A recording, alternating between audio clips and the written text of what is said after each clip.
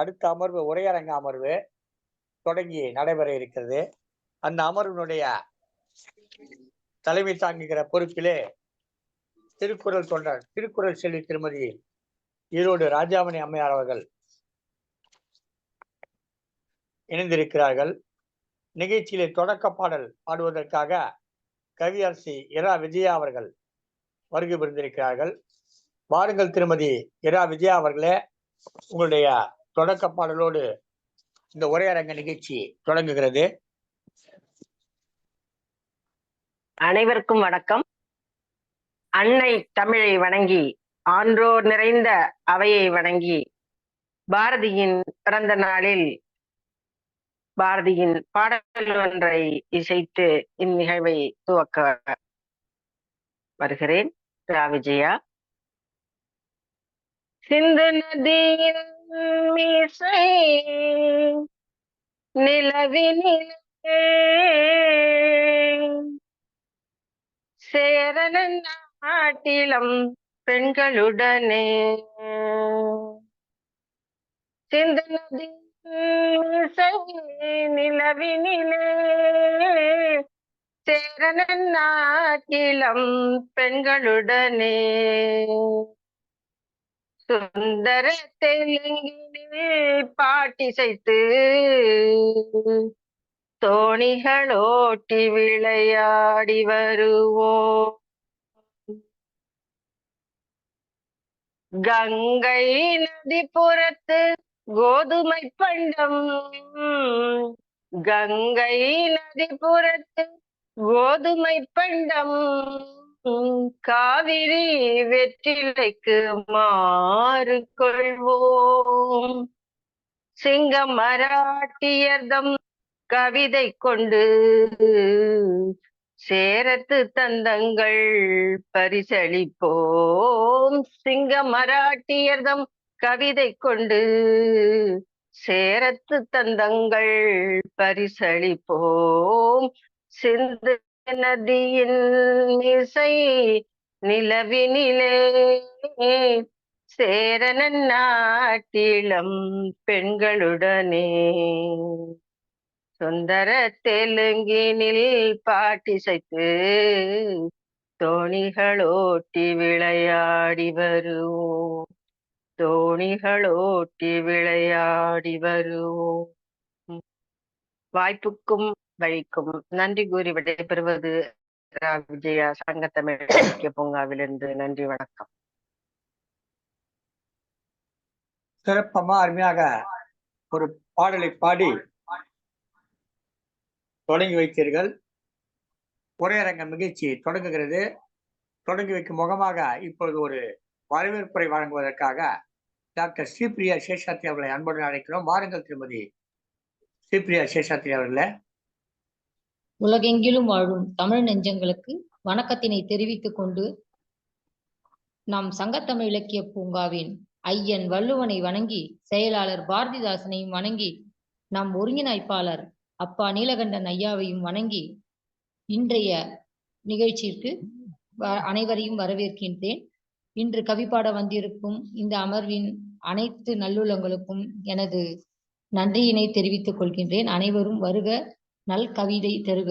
தலைமை ஏற்றிருக்கும் அவ்வை பாரதி சுடர் ராஜாமணி அம்மாவையும், அழகாக சிந்து நதியின் இசை பாடி பாடலை ஆரம்பித்து வைத்த அம்மா விஜய அம்மாவிற்கும், நிறைவு பாடல் பாட வர இருக்கும் தோழிக்கும் எனது நன்றியினை தெரிவித்துக் கொண்டு கவிப்பாட அனைவரும் வர வேண்டும் என்று கேட்டுக்கொள்கின்றேன். நன்றி, வணக்கம்.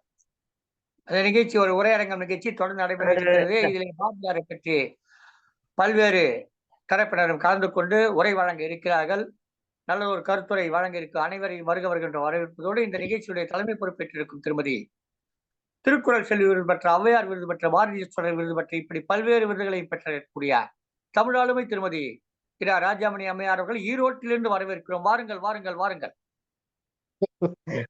வணக்கம். உலகெங்கும் வாழும் தமிழ் நெஞ்சங்களுக்கு என்னுடைய வணக்கங்கள். சங்கத்தமிழ் இலக்கிய பூங்காவின் தலைவராம் வள்ளுவரை தொழுது செயலராம் பாவேந்தரை வணங்கி இன்றைய நிகழ்வுக்குள் செல்கிறேன். இன்றைய நிகழ்வு வரவேற்புரையாற்றிய, தொடக்க பாடல் பாடிய தோழிகளுக்கு என்னுடைய வணக்கம். இன்றைய நிகழ்விலே கலந்து கொள்ள இருக்கக்கூடிய நம்முடைய அறிஞர் பெருமக்களுக்கு என்னுடைய முதற்கண் வணக்கத்தை தெரிவித்துக் கொண்டு தொடக்கமாக பாரதியை பற்றிய ஓரிரு கருத்துரை. பாட்டு திறத்தாலே இவ்வையத்தை பாலித்திட வந்தவன்.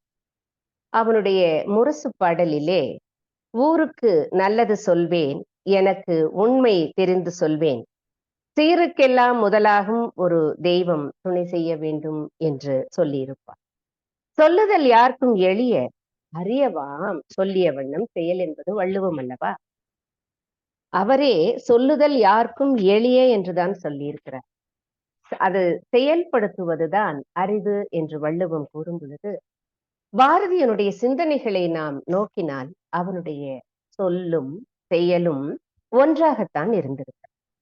என்னிடம் ஒரு அறிஞர் பெருமான் கேட்டார், பாரதி சொன்னதை போல நடந்து கொண்டானா? அவன் எழுதிய வரிகள் எல்லாம் அதை பின்பற்றி அவன் இருக்கிறானா, நடந்தானா என்று கேட்டார். அவனால் முடிந்தது, ஒரு தனி மனிதனால் என்ன முடியுமோ அதையெல்லாம் அவன் சொல்லி செயல்படுத்தியும் இருக்கிறான் என்பதை தான் அவனுடைய வாழ்க்கையினுடைய நாம் காணும். சாதி கொடுமைகள் வேண்டாம், அன்பு தன்னில் செழித்திடும் தெய்வம் என்றான். அவன் எந்த சாதியையும் பார்த்தான். அவனை இந்த உலகம் உயர்ந்த சாதியிலே பிறந்தவன் என்று கூறிக்கொண்டிருந்தாலும் கூட அவன் தன்னை அப்படி அவன் நினைத்து கொள்ளவே இல்லை. எல்லா மதத்தினரையும் ஒன்றாகத்தான் கருதினான், எல்லா சாதியினரையும் ஒன்றாகத்தான் கருதினான். கீழே இருந்து கொண்டு என்னை கீழானவன் என்று சொல்லிக் கொண்டிருக்கக்கூடியவர்கள், அவன் என்னை இப்படி சொல்கிறான், அவன் என்னை எப்படி சொல்கிறான் என்று சொல்வதை காட்டிலும், எவனை மேலானவன் என்று நீங்கள் சொல்லிக் கொண்டிருக்கிறீர்களோ அவர்கள் கீழே இருப்பவர்களை கை தூக்கி தன்னுடன் இணைத்து அனைவரும் சமம் என்று சொல்லக்கூடிய ஒரு நினைவைத்தான் தன்னுடைய சிந்தனைகளிலே அவன் போற்றி எழுதியிருக்கிறான். அவ்வாறும் அவன் நடந்து கொண்டிருக்கிறான். அப்படிப்பட்ட சிந்தனைகளை தன்னுடைய செயல்களிலே பல இடங்களிலே அவன் காட்டியிருக்கிறான். அதற்கு உதாரணமாக நாம் கனகலிங்கத்தை கூட கூற, சொல்லில் உயர்வு தமிழ் சொல்லே, அதை தொழுது படித்திடடி பாப்பா என்றான். அவனுடைய பாடல்களிலே தமிழை போற்றாத இடமில்லை. தமிழ் தாயாக அவன் வணங்கி இருக்கிறான். அந்த தமிழ் நிரந்தரமாக வாழ வேண்டும் என்று தன்னுடைய கவிதைகளிலே சொல்லியிருக்கிறான். அப்படி தமிழை போற்றியவர்களை யாமறிந்த புலவரிலே வள்ளுவனை போல், இளங்கோவை போல், கம்பனை போல் பூமிதனில் யாங்கனுமே கண்டதில்லை என்று இவன் ஒரு கவிஞனாக இருந்தாலும் மற்ற கவிஞனுக்கு அடிபணிந்து அவனை போற்றியிருக்கிறான் என்பதிலிருந்தே அவன் ஒரு சிறந்த தமிழ் பற்றாளன் என்பதை நாம் தெரிந்து கொள்ள. காக்கை குருவி எங்கள் ஜாதி என்று கூறினார். உணவில்லாதவர்க்கு உணவை அளித்திடல் வேண்டும் என்று தன்னுடைய வீட்டிலே தான் மிக வறுமையுற்ற நிலையில இருந்த பொழுது கூட ஒரு வேளைக்கு உணவானது அந்த அரிசி அங்கே இருந்த போது காக்கைகளுக்கும் குருவிகளுக்கும் அதை எடுத்து பகிர்ந்து உண்ணச் சொன்னவன் தான் அவன். பகைவனுக்கு அருள்வாய் நன்னெஞ்சே என்று கூறியிருப்பான். பகைகளை யார் எது பேசினாலும் அவர்களை எதிர்த்து தாக்கியோ அவர்களை புறந்தள்ளிவிட்டு வாழ்ந்தவன் தான். ஒரு முறை அவனுடைய அந்த கருப்பு சட்டை இருக்கிறது அல்லவா, அதை போட்டுக்கொண்டு செல்கிறான். அங்கே ஒரு வறியவன் வாடிக்கொண்டிருந்த நிலையிலே தன்னுடைய சட்டையை கழட்டி கொடுத்த எப்படி ஒரு காலத்திலே அந்த பாரி வள்ளல் போன்றவர்கள் எல்லாம், பேகன் போன்றவர்கள் எல்லாம் கொடையாளர்கள், பணம் இருந்தவர்கள், தன்னிடம் அதிகமாக இருந்த காலத்திலே பிறப்பு கொடுத்திருக்கிறார்கள். இவன் இல்லாத பொழுதும் கூட கொடுத்து உதவியவர். ஆணும் பெண்ணும் சரிநிகர் சமானமாக கொள்வதால் இந்த வையம் தழைக்கும் என்றவன் அவன். அவன் செல்லம்மாவை அவளுடைய தோள் மீது கை போட்டுக் கொண்டு தெருவிலே நடந்தவன். பிறருடைய இகழ்ச்சியை பொருட்படுத்தாதவன். இப்படி சாதி சடங்குகள் வேண்டாம் என்று கூறியவன். அவனுடைய கட்டுரைகளை ஆழ்ந்து நோக்கும் பொழுது எந்த ஒரு சாதியிலே அவன் வாழ்ந்தானோ அதிலே இருக்கக்கூடிய சில பிற்போக்கு சிந்தனைகளையும் நடவடிக்கைகளையும் அவன் புறந்தள்ளி வாழ்ந்திருக்கிறான் என்பதை நாம் பார்க்கும்போது, ஆன்மீகத்திலே கூட தெய்வப்பற்றுடையவனாக இருக்கிறான். ஆனால் மூட பழக்க வழக்கங்களையும் புறந்தள்ளி, அந்த குடுமி பூணூல் போடுதல் போன்ற சடங்குகளை அவன் வெறுத்திருக்கிறான். காசியிலே வாழ்ந்த பொழுது அவனுடைய மாமன் அவர்கள், அத்தையினுடைய கணவன், இவருடைய அருகிலே உணவருந்துவதற்கே வேண்டாம் என்று ஒதுக்கிய ஒரு நிலையிலே இருந்தார். காரணம், உணவருந்தும் பொழுது கூட சில சடங்குகள் பின்பற்றப்படுகின்றன அவர் வாழ்ந்த அந்த குலத்திலே. அவற்றையெல்லாம் இவன் புறந்தள்ளி வாழ்ந்திருக்கிறான். ஆனால் அதே மாமன் தான் உன்னுடைய சிந்தனைகள் மிக சீரியவானவை, நாங்கள் பின்பற்றுகின்ற இந்த அர்த்தமற்ற சடங்குகள் பிற்போக்குத்தனமானவை என்று இவனை புகழ்ந்திருக்கிறார். அப்படி தான் சொல்லுவது மட்டுமல்ல, சொல்லியது மட்டுமல்ல, அவன் அவற்றை தன்னுடைய வாழ்க்கையிலே தன்னால் முடிந்த அளவு செயல்படுத்தியும் இருக்கிறான். அவனுடைய வார்த்தைகள் விடுதலை உணர்வை தூண்டி இருக்கின்றன. அதற்கு சாட்சியாக வாஞ்சிநாதனுடைய அந்த செயலிலே இவருடைய பாடல்கள் இன்றைக்கும் ஆவணமாக இந்த பாடலினால் மட்டும்தான் இப்படிப்பட்டவர்கள் உருவாகிறார்கள். எனவே பாரதியினுடைய பாடலும் விடுதலை உணர்வை தூண்டி இருக்கிறது, அதுவும் ஒரு ஆயுதம் என்று அங்கே ஆவணப்படுத்தப்பட்டிருக்கிறது. அப்படி அவனுடைய எழுத்துகள் எல்லாம் கூர்மையான ஆயுதங்களாக இருந்தாலும், அவனுடைய சிந்தனைகள் முற்போக்கு சிந்தனைகளாக இருந்தாலும், அவனும் அவற்றை கடைபிடித்திருக்கிறான் என்று இதன் மூலமாக என்னை கேட்ட ஒரு அறிஞருக்கு என்னுடைய பதிலாக இந்த தலைமை உரையிலே நான் பதிவு செய்து கொள்கிறேன். எனக்கு தலைமை பதவியை கொடுத்த, இந்த இடத்திலே பேச வைத்த சங்கத்தமிழ் இலக்கிய பூங்காவிற்கு என்னுடைய நன்றியர்களை தெரிவித்துக் கொண்டு, இன்றைய நிகழ்விலே பாரதியை பற்றி சிறப்பாக உரையேற்ற வந்திருக்கக்கூடிய கவிஞர் பானுமதி அவர்கள், திருமதி எழிலரசி அவர்கள், கவியொலி கலைச்செல்வி அவர்கள், கவிஞர் ஆனந்த் பிரட்டி சில்வா அவர்கள், அருணா திருப்பனந்தாள் அவர்கள், திருமதி கல்யாணி அவர்களை வருக வருக என்று வரவேற்று, முதலாவதாக கவிஞர் இரா பானுமதி அவர்கள் சென்னையிலிருந்து வருகிறார்.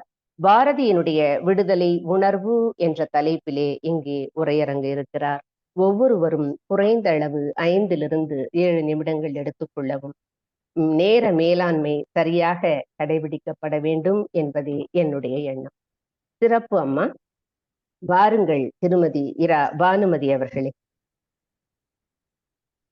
நன்றி அம்மா. வணக்கம். தமிழராய் பிறந்தோம், தமிழால் இணைந்தோம். இன்று இந்த நற்காலை பொழுதினிலே பாரதியின் விடுதலை உணர்வையும் தமிழ் பற்றையும் தேசப்பற்றையும் போற்றி கருத்துரை வழங்க கூடியிருக்கிறோம். பாரதி வாழ்ந்த காலம் ஆங்கிலேயர் ஆட்சி புரிந்த காலம். வாணிபம் செய்ய வந்த பரங்கியர் இங்கிருந்த ஒரு சூழல்களை, நிலைமையை, சமூக சூழலை எல்லாம் பயன்படுத்தி கொண்டு ஆட்சியை பிடித்தார்கள், நம்மை அடிமைப்படுத்தி கொண்டார்கள்.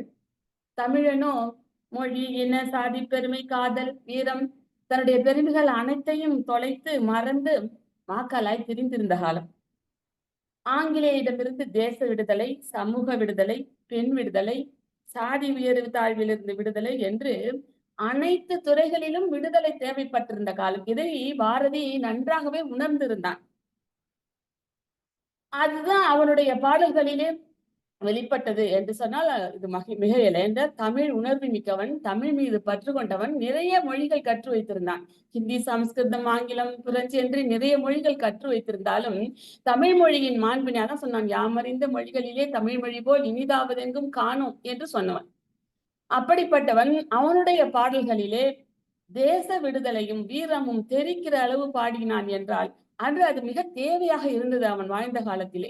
இத்தனைக்கும் சிறிய வயதிலேயே அவன் மாண்டு போக நேர்ந்தாலும் அந்த குறுகிய காலத்துக்குள் அவனுக்குள் இருந்த அந்த தீ, தேச விடுதலை என்னும் தீ அவனுடைய பாடல்களிலே தெரித்து விழுந்தது. சக்தி உபாசகனாக இருந்தாலும் அந்த இளைய வயதிலே எத்தனை ஒரு தீர்க்கமான கணிப்பு அவனுக்குள் இருந்தது, தீர்க்கமான ஒரு உத்வேகம், எழுச்சி, வீரம், தேசப்பற்று, மொழிப்பற்று, இத்தனை விதத்தில் இருந்திருந்தால் இத்தனை எழுச்சி கவிகள் அவன் பாடியிருப்பான். நாம் சிந்தனை செய்து பார்க்க வேண்டும். அவனுக்குள் எத்தனை அளவிலே அந்த வீரம், அந்த தீயானது கனண்டு கொண்டிருந்தால் அவனுடைய பாடல்களிலே அது தீயாக பரவி இருக்கும். துரத்தும் வறுமை, அவனுடைய வாழ்க்கை முழுவதுமே வறுமையில் தான் கழித்திருக்கிறான். துரத்தும் வறுமையிலும் ஆங்கிலேயர்கள் ஒரு பக்கம் துரத்துகிறார்கள், ஆங்கிலேய ஆட்சியின் துரத்தலின் நடுவிலும் கூட அவனுக்குள் இருந்த அந்த கவிதை தீ, தமிழ் தீ அவனை பாரதியாக அறிமுகம் செய்தது. யதுகிரி அம்மாள் என்று ஒருவர் சொல்லுகிறார் பாரதியை பற்றி. பாரதியார் என்பவர் பல நூற்றாண்டுகளுக்கு ஒரு முறையே தோன்றுகிற ஒரு மகாகவி. அவர்ன்னு சொல்றது நமக்கே இது அவருடைய கவிதைகளை படித்து பார்க்கையிலே நமக்கே இது நன்றாக உணரலாம். பல நூற்றாண்டுகளுக்கு ஒரு முறையே தோன்றுகிற ஒரு மகா கவி. அவரை போன்ற மகான்கள் யாரும் இதுவரை பிறந்ததும் இல்லை, இனி பிறக்க போவதும் இல்லை என்று அவரை பற்றி எல்லோருமே புகழ்கிறார்கள். முற்றுமுணர்ந்த ஞானியாக இருந்திருக்கிறார். ஏனென்றால் சாதி சமய சடங்குகளை எல்லாம் கலைந்து விட்டு மனதை ஒருமுகப்படுத்தி தியானத்திலே இருந்திருக்கிறாங்க. எத்தனையோ முறை அவரை தியானத்தில் பார்த்ததாக அவரது மனைவியே சொல்லி இருக்கிறார். ஆக அந்த அந்த மாதிரி இருந்து இருந்து இருந்து அவனுக்குள் அந்த ஒரு வேகம், அந்த சக்தி, எப்படித்தான் வையத்தை பாரித்திட வேண்டும் என்று சொல்கிற அளவுக்கு அவனுக்குள் அந்த சக்தி ஒன்று இருந்தது. அதை அந்த தமிழ் சொற்களாலே அவன் வெளியிட்ட விதம் இருக்கிறதே. அந்த ஒரு மூன்று பொருண்மைகளிலே சொல்லுகிறேன். தேச விடுதலைக்காக அவன் பாடியது, சமூக விடுதலைக்காக பாடியது, பெண் விடுதலைக்காக பாடியது, அடுத்தது நேரம் சாதி விடுதலைக்காக பாடியது. இந்த 3 பொறுமைகளிலே அவனுடைய வரிகளை நான் உங்களுக்கு சுட்டி காட்ட விரும்புகிறேன். அந்த பாரதி அந்த ஆங்கிலேயர் காலத்திலே இருந்த மக்கள் அந்த தேச பெருமை, நம்முடைய மொழி இன பெருமையெல்லாம் உணராதவர்களாக இருந்திருக்கிறார்கள். அது காலத்தின் கோலமோ அல்ல, எத்தனையோ இடர்பாடுகளை தாண்டி ஒரு ஆட்சி காலங்களை தாண்டி வந்த மக்கள் சுத்தமாக தங்களுடைய பெருமைகளை மறந்து போயிருந்தார்கள். ஏதோ மக்களாய் திருந்திருந்த காலம். அது சொல்கிறார், அவன் தேசத்தினுடைய பெருமைகளை நினைவூட்ட சொல்லுகிறார். பாருக்குள்ளே நல்ல நாடு எங்கள் பாரத நாடு. பாருக்குள்ளே நல்ல நாடு எங்கள் பாரத நாடு. எத்தனை பெருமைகள், வேதம் என்ன, ஞானம் என்ன, எத்தனை ரிஷிகள், எத்தனை மகான்கள், எத்தனை எல்லாம் பிறந்திருந்த நாடு. அந்த மக்கள் ஞானத்திலே உயர் மோனத்திலே சிறந்த நாடு. பெருமைகளை அடுக்குகிறார். அப்படி இத்தனை பெருமைகள் வாய்ந்த நாட்டிலே பிறந்த நீங்கள் ஏன் இப்படி அயலாருக்கு அண்டி கிடைக்கிறீர்கள், மண்டிட்டு கிடைக்கிறீர்கள், அடிமையாய் கிடைக்கிறீர்கள் என்று அவ்வளவு வார்த்தைகள் தமிழ் சொற்களாலே சொல்லுகிறார். எந்தையும் தாயும் மகிழ்ந்து குலாவி இருந்ததும் இந்நாடே, அவர் முந்தையர் 1000 ஆண்டுகள் வாழ்ந்து முடிந்ததும் இந்நாடு. அப்படி ஒரு பெருமை பெற்ற நாடு. இந்த நாட்டிலே இப்படி இருக்கிறீர்களே என்று சொல்லி விடுதலையை பற்றி அவர் கனவு கண்டு பாடுகிறார். பறையருக்கும் இங்கு தீயர் புலையருக்கும் விடுதலை, பரவரோடு குறவருக்கு மறவருக்கும் விடுதலை, திறமை கொண்ட தீமையற்ற தொழில் புரிந்து யாவரும் தேர்ந்த கல்வி ஞானம் எய்தி வாழ்வும் இந்த நாட்டில். இப்படி எல்லாருக்கும், சமூகத்தில் உள்ள அனைத்து தரப்பினருக்கும் விடுதலை வர வேண்டும் என்று அப்படி ஒரு எழுச்சி மிக்க வரிகளாலே அவன் பாடினான். விடுதலை வேண்டும் வேண்டும் என்று. அதையும் கூட அவன் ஆடுவோமே பள்ளு பாடுவோமே ஆனந்த சுதந்திரம் அடைந்து விட்டோம் என்றே பாடுகிறான். அப்படி அவன் என்ன சொல்லி இந்த மக்களை திருத்திவிட முடியும், எப்படி இந்த விடுதலை உணர்வை, ஒரு ஒற்றுமை உணர்வை இவர்களுக்குள்ளே தூண்டிவிட முடியும் என்கிற சிந்தனையே அவனுக்குள் இருந்தது. அவனுடைய பாடல் வரிகளிலே பார்க்கலாம். பெண் விடுதலையை பற்றி பாடுகிறான். நிமிர்ந்த நன்னடை மேற்கொண்ட பார்வையும் நிலத்தில் யாருக்கும் அஞ்சாத நெறிகளும் திமிர்ந்த ஞான செருக்கும் இருப்பதால் செவ்வை மாதர் திரும்புவதில்லையாம். பெண்ணுனா எப்படி இருக்கணும், அச்சம் நாணம் எல்லாம் நாய்கற்கு போகட்டும், நீங்கள் பெண்கள் எல்லாம் வீரத்தோடு இருங்கள், செம்மை மாதர் திரும்புவதில்லையாம், அமைந்து பேரிருளாம் அறியாமையில் அவலம் எய்தி கலையின்றி வாழ்வதை உமிழ்ந்து தழுதல் பெண்ணறமாகும். பெண்ணுக்கு எப்படி இருக்கணும், பெண் கலையின்றி வாழ்வதை உமிழ்ந்து தழுதல் பெண்ணறம். அதுதான் பெண்ணா அப்படித்தான் இருக்கணும். திமிர்ந்த நன்னடை நேர்கொண்ட பார்வை, நிலத்தில் யாருக்கும் அஞ்சாத நெறிகள், இப்படித்தான் பெண் இருக்கணும்னு சொல்றாரு.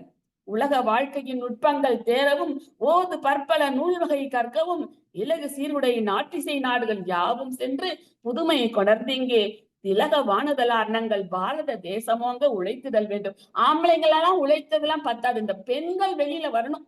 அடுப்பங்கரை விட்டு வெளியில வந்து உழைத்தார்கள் என்றால் இந்த நாடு நல்ல நாடாக இருக்கும், எப்பவும் உயர்ந்த நாடாக இருக்கும் என்பது அன்றைக்கே அவன் சொல்லி வைத்த. இன்றைக்கு 75-80 வருஷங்களுக்கு முந்தி அவன் சொன்ன வார்த்தைகள் இதெல்லாம். விலகி வீட்டில் ஒரு பொந்தில் வளர்வதை வீரம் பெண்கள் விரைவில் ஒழிப்பாராம். எத்தனை நாளைக்குதான் இந்த அடுப்பங்கரை கட்டிட்டு அழுவீங்க, வெளியில வாங்க, எவ்வளவோ வெளிவான உலகம், உங்களுடைய சேவையை நம்பி இருக்கிற இந்த தாயகம். ஏன்னா பெண்கள் என்றைக்கு இங்கே வர ஆரம்பித்தார்களோ அன்றுதான் இந்த நாட்டினுடைய வளர்ச்சி என்பது பெருக ஆரம்பித்தது என்று சொல்லலாம். அப்படி அந்த பெண்களுக்கு அவர் அளித்த முக்கியத்துவம் இருக்கிறது. இன்றைக்கு நாம் பார்க்கிறோம், என்னதான் பெண்கள் அந்த அளவுக்கு வெளியில் வருகிறார்கள், நிறைய பணிகளை சாதிக்கிறார்கள். இருந்தாலும் ஒரு பக்கம் இந்த பாலியல் சிந்தனைகள் அவர்களை தொடர்ந்து கொண்டுதான் இருக்கிறது. இன்னைக்கு பாரதி இருந்தால் என்ன செய்திருப்பான், சிறுமை கொண்டு பொங்குவாய் என்று பொங்கினானே அப்படி பொங்கி இருப்பான். இங்கே இருக்கிற மக்களுக்கு ஏன் அந்த பொங்குதல் இன்னும் வரவில்லை, அந்த தேச உணர்வு இன்னும் ஒற்றுமையாக அவனுடைய விடுதலை உணர்வுகள் எல்லாம் இந்த மக்களுக்கு சென்று சேர்ந்ததா என்று அந்த ஒரு அரிய பணியில் நாம் எல்லாம் இந்த சங்க இலக்கிய பூங்கா மாதிரியான ஒரு அமைப்புகளிலே இணைந்து அந்த விடுதலை உணர்வை இன்னும் அவன் மக்களுக்கு கொண்டு செல்ல வேண்டும் என்பது என்னுடைய தாழ்மையான கருத்து. அப்புறம் அந்த சமூக விடுதலைக்காக சொல்றான், ஏழை என்றும் அடிமை என்றும் எவனும் இல்லை ஜாதியில், ஏழை என்றும் அடிமை என்றும் எவனும் இல்லை ஜாதியில், இழிவு கொண்ட மனிதன் என்பது இந்தியாவில் இல்லை. அப்படி ஒரு நிலைமை வரணும்னு அவன் எதிர்பார்த்தான். வாழி கல்வி செல்வம் எய்தி மனமகிழ்ந்து கூடியே மனிதர் யாரும் ஒரு நிகர் சமானமாக வாழ்வமே. என்னைக்கு மனிதர்கள் எல்லாம் சமம் என்ற அளவிலே அவரவர்களும் வாழ தொடங்குகிறார்களோ, இன்னைக்கு எத்தனையோ மாநிலங்கள் இருக்குது, அந்த மாநிலங்களுக்கிடையே எத்தனையோ வேற்றுமை இருக்கிறது. அங்கங்கே போராட்டம், யாரை யார் அடிக்கிறார்கள், யாரை என்ன செய்வார், தினமும் ஒரு செய்தி வந்து கொண்டுதானே இருக்கு. ஏன் இன்னும் இந்த 75 ஆண்டுகளாவது விடுதலை வாங்கி ஏன் இந்த மனிதர்களிடத்திலே ஒற்றுமை இல்லை? ஏன் இன்னும் ஒருவரை ஒருவர் அடித்துக் கொண்டு சாகிறார்கள்? மதம் என்ற பெயராலும், இனம் என்ற பெயராலும், மொழி என்ற பெயரால் எத்தனையோ பிளவுகள் பண்ணுவதற்கு எத்தனையோ சக்திகள் நாளும் உழைத்துக் கொண்டே இருக்கின்றன. அரசியல் பண்ணுகிறேன் என்று பேர் வழிகள் அவர்கள் இன்னும் கொஞ்சம் ஒரு பக்கம் கிளப்பி விடுகிறார்கள். இப்படி ஏதோ ஒரு வகையிலே புதுசாக உழைத்துக் கொண்டே இருக்கின்றன. ஏதோ ஒரு சாக்கு வைத்துக் கொண்டு அடித்துக் கொள்கிறார்கள். அவரை இவன் வெட்டுகிறான், இவனை அவன் வெட்டுகிறான். தாங்கவில்லை.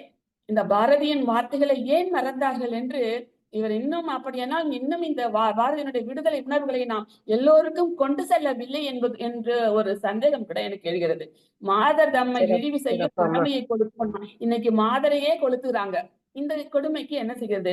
மாதர் தம்மை இழிவு செய்யும் மடமையை கொளுத்துவோம், பைய வாழ்வுதனில் எந்த வகையிலும் நமக்குள்ளே தாதன் என்ற நிலைமை மாறி ஆண்களோடு பெண்களும் சரிநிகர் சமானமாக வாழ்வும் இந்த நாட்டிலே என்ற பாரதியின் கனவை நனவாக்கும் நாள் என்று வருகிறதோ அன்று இந்தியாவுக்கு விடிவு காலம் என்று சொல்லி என்னுடைய உரையை முடித்துக் கொள்கிறேன். வாய்ப்புக்கு நன்றி கூறி அமைகிறேன்.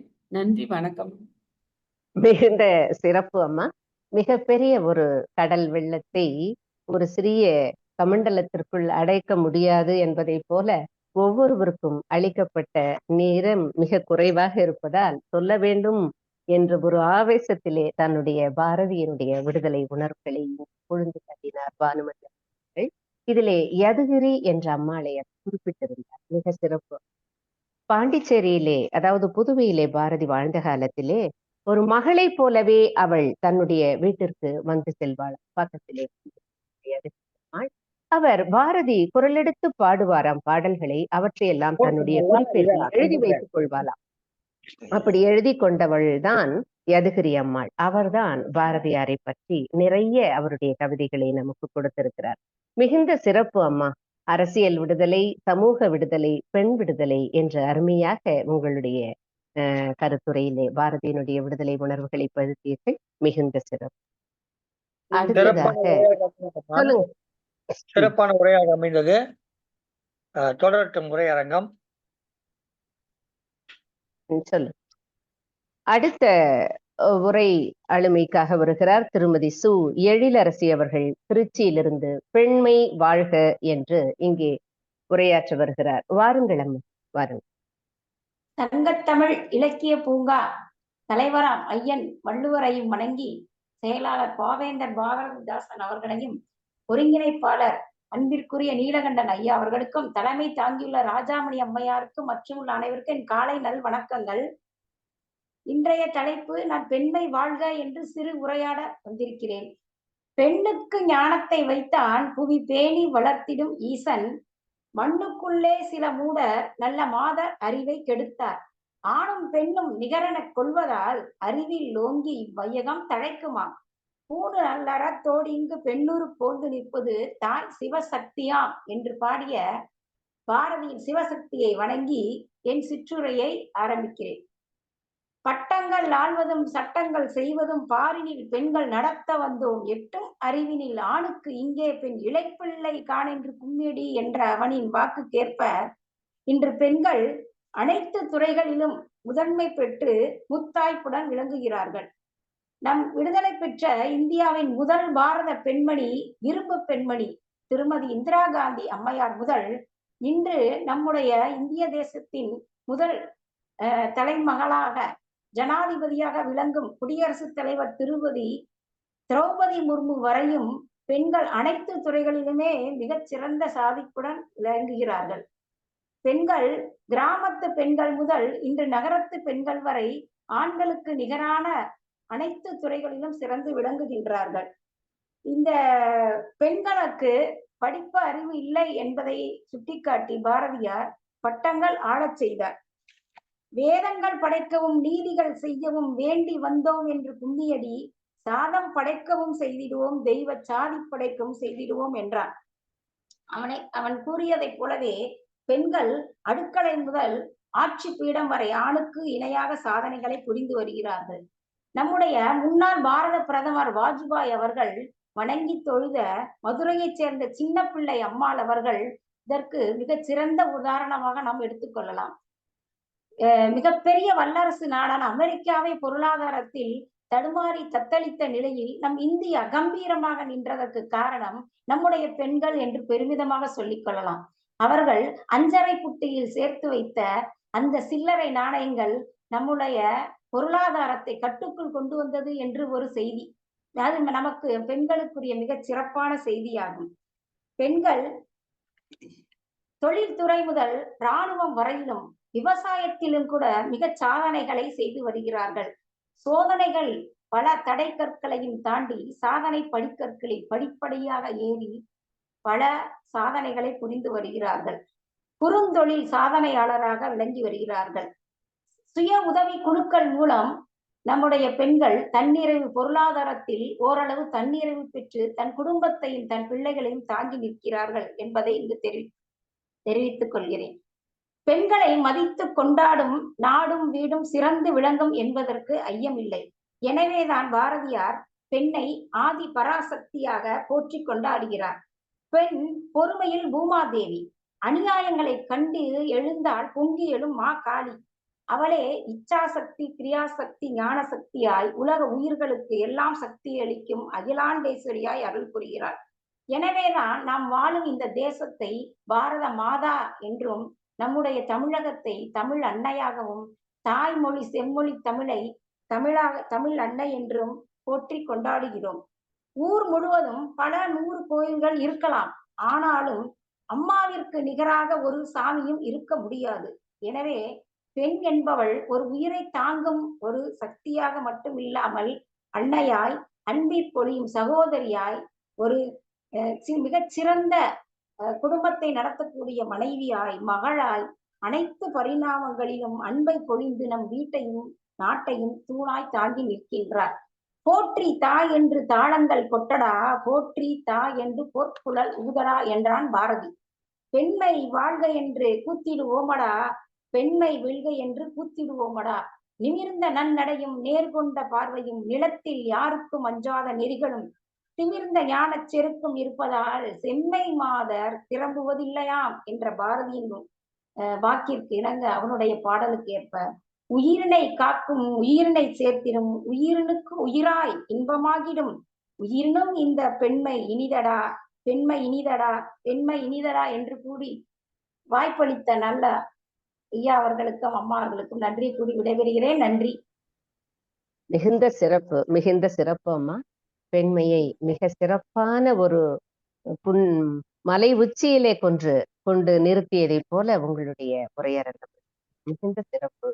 எழிலரசி அம்மா, பெண்மை வாழ்க என்று கூத்திடுவோமடா என்று அவனுக்கு உணர்த்தியதே ஒரு பெண்மை.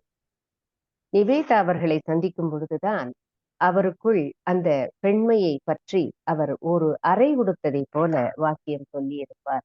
அதிலிருந்து பாரதி விழித்து கொண்டார் என்பதை நாம் சில இடங்களிலே பார்க்கிறோம்.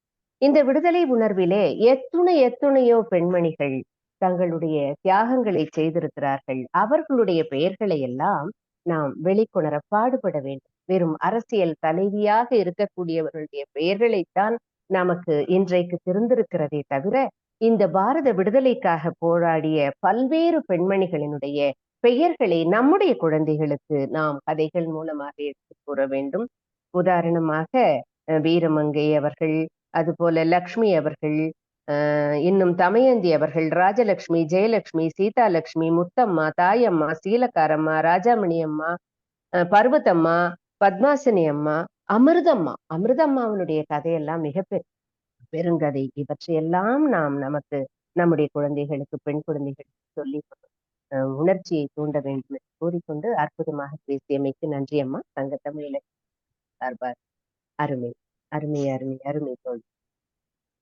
அடுத்ததாக இங்கே பாரதி, பெருங்கவி பாரதியினுடைய விழாவிலே பாரதியினுடைய தமிழ் பற்று என்ற தலைப்பிலே பேச வருகிறார் கவியொளி கலைச்செல்வி அவர்கள்.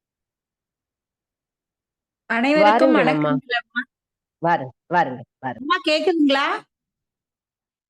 கேக்குதுமா, பேசுங்க. வாழ்க நிரந்தரம், வாழ்க தமிழ் மொழி, வாழிய வாழியவே. வானமலர்ந்ததனைத்தும் மலர்ந்திடும் வன்மொழி வாழியவே. ஏழ்கடல் வைப்பினும் தன் மனம் வீசி இசை கொண்டு வாழியவே. எங்கள் தமிழ் மொழி என்றென்றும் வாழியவே. எங்கள் தமிழ் மொழி என்றென்றும் வாழியவே என்று தமிழ்த்தாயை வணங்கி சங்கத்தமிழ் இலக்கிய பூங்கா மற்றும் உலகத் தமிழர் ஒன்றியம் நடத்தும் பெருங்கவி பாரதத்தின் தீக்கு நடத்தும் இவ்விழாவில் இணைந்திருக்கும் அனைத்து ஆளுமைகளுக்கும் அன்பான வணக்கங்கள். பாரதி யார்? பாரதி தமிழுக்காகவே தன்னை அர்ப்பணித்தவர் என்று சொன்னால் மிகையாகாது. இளமை கவி, எழுச்சி கவி, விடுதலை கவி, தேசிய கவி என்று அனைவராலும் போற்றப்பட்டவர் என்பது நம் அனைவருக்கும் தெரிந்ததுதான். இலக்கண நூல்கள் பாமர மக்களுக்கு எளிதில் புரியாது. அதனால்தான் புதுக்கவிதை எழுதி புதுமை படைத்தவர் பாரதி என்றே கூறலாம். இவர் புதுச்சேரியில் வனவாசம் இருந்த பொழுதுமே தமிழ் நூல்களையே எழுதி பொழுதினை நல்ல முறையில் கழித்தவர். இவரது கவிதைகளினுடைய சிறப்பு என்று எடுத்துக்கொண்டோமானால் எளிதில் புரியும்படியாக இருந்தது அனைவருக்குமே. வாசிப்பு திறமை அதனால் அதிகரித்தது. விலையும் மிக மிக குறைவு. பாரதியின் புகழும் மக்களிடையே இதனால் தான் காட்டு தீயாக பரவியது. இவர் பன்மொழி புலவர். அதனால்தான் பிற மொழிகளையும் தமிழோடு ஒப்பிட்டு பார்த்தார். யாமறிந்த மொழிகளிலே தமிழ் மொழி போல் இனிதாவது எங்கும் காணோம் என்று அந்த சொல் அவர் கவிதையில் எழுதினார் என்றால் அதற்கு காரணம் பிற மொழிகளையும் அவர் அறிந்து ஒப்பிட்டு பார்த்த திறமைதான். தமிழை மட்டுமல்ல, தமிழ் புலவர்களின் பெருமைகளையும் கம்பனை போல், வள்ளுவனை போல், இளங்கோவை போல் பூமிதனில் யாங்கனமே பிறந்ததில்லை, உண்மை இது வெறும் புகழ்ச்சி இல்லை என்று புகழ்ந்தார்.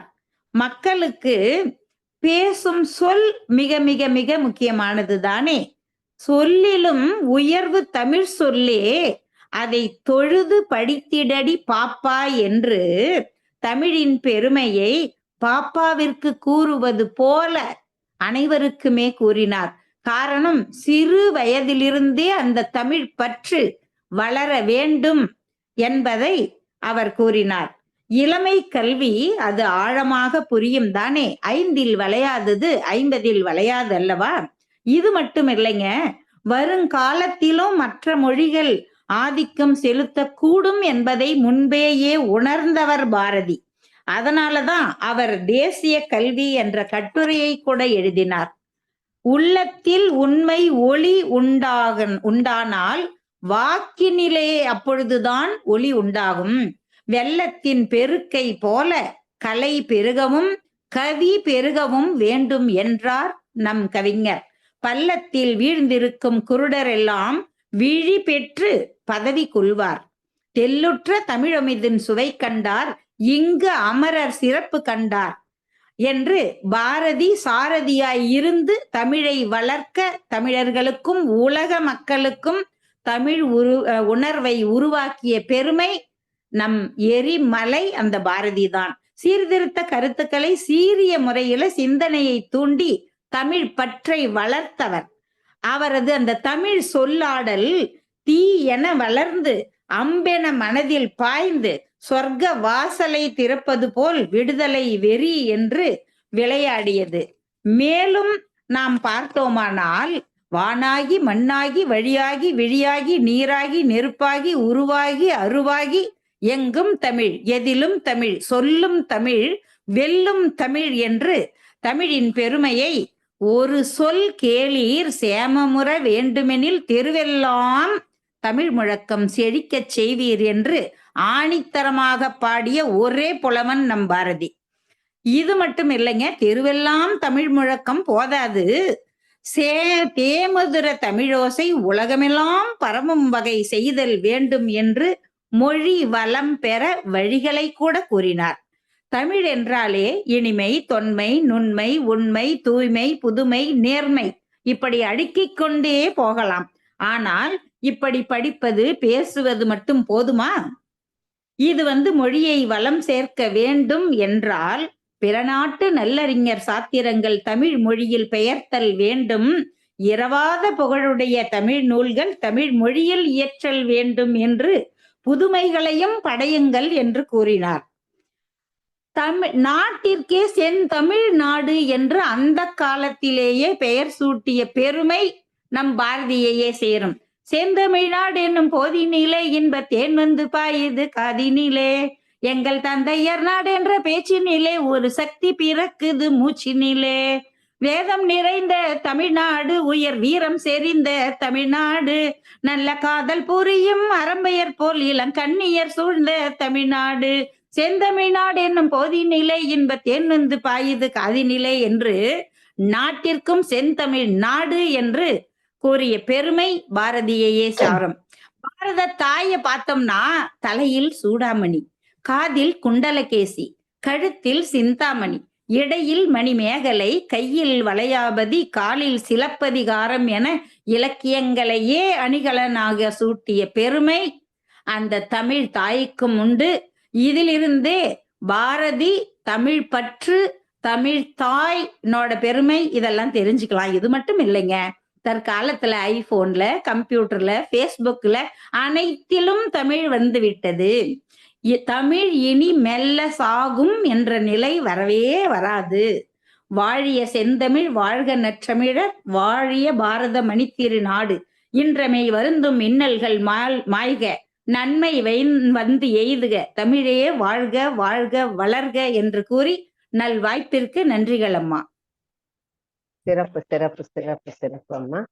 சூழ்களி நீங்கி தமிழ் மொழி ஓங்கி துலங்குக வையகமே, எங்கள் தமிழ் மொழி என்றென்றும் வாழியவே என்று பாரதியினுடைய தமிழ் பற்றி மிக சிறப்பானதொரு முறையிலே திருமதி கலைச்செல்வி அவர்கள் அற்புதமாக எடுத்துரைத்தார்.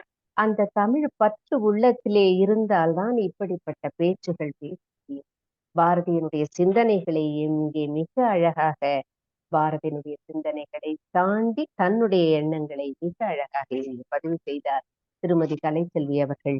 வாழ்த்துக்கள் அம்மா. தேமதுர தமிழோசை உலகமெல்லாம் பரவும் வகை அனைவரும் செய்வோம், தமிழை போற்றுவோம்.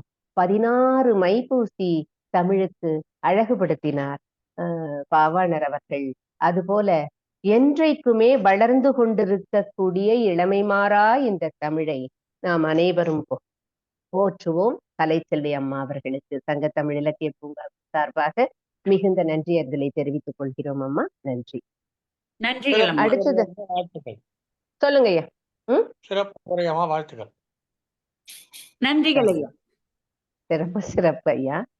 அடுத்ததாக கவிஞர் ஆனந்த் பிரெட்டி சில்வா அவர்கள் பாரதியினுடைய தேசிய ஒருமைப்பாடு என்ற தலைப்பிலே இங்கே பேச வாருங்கள்.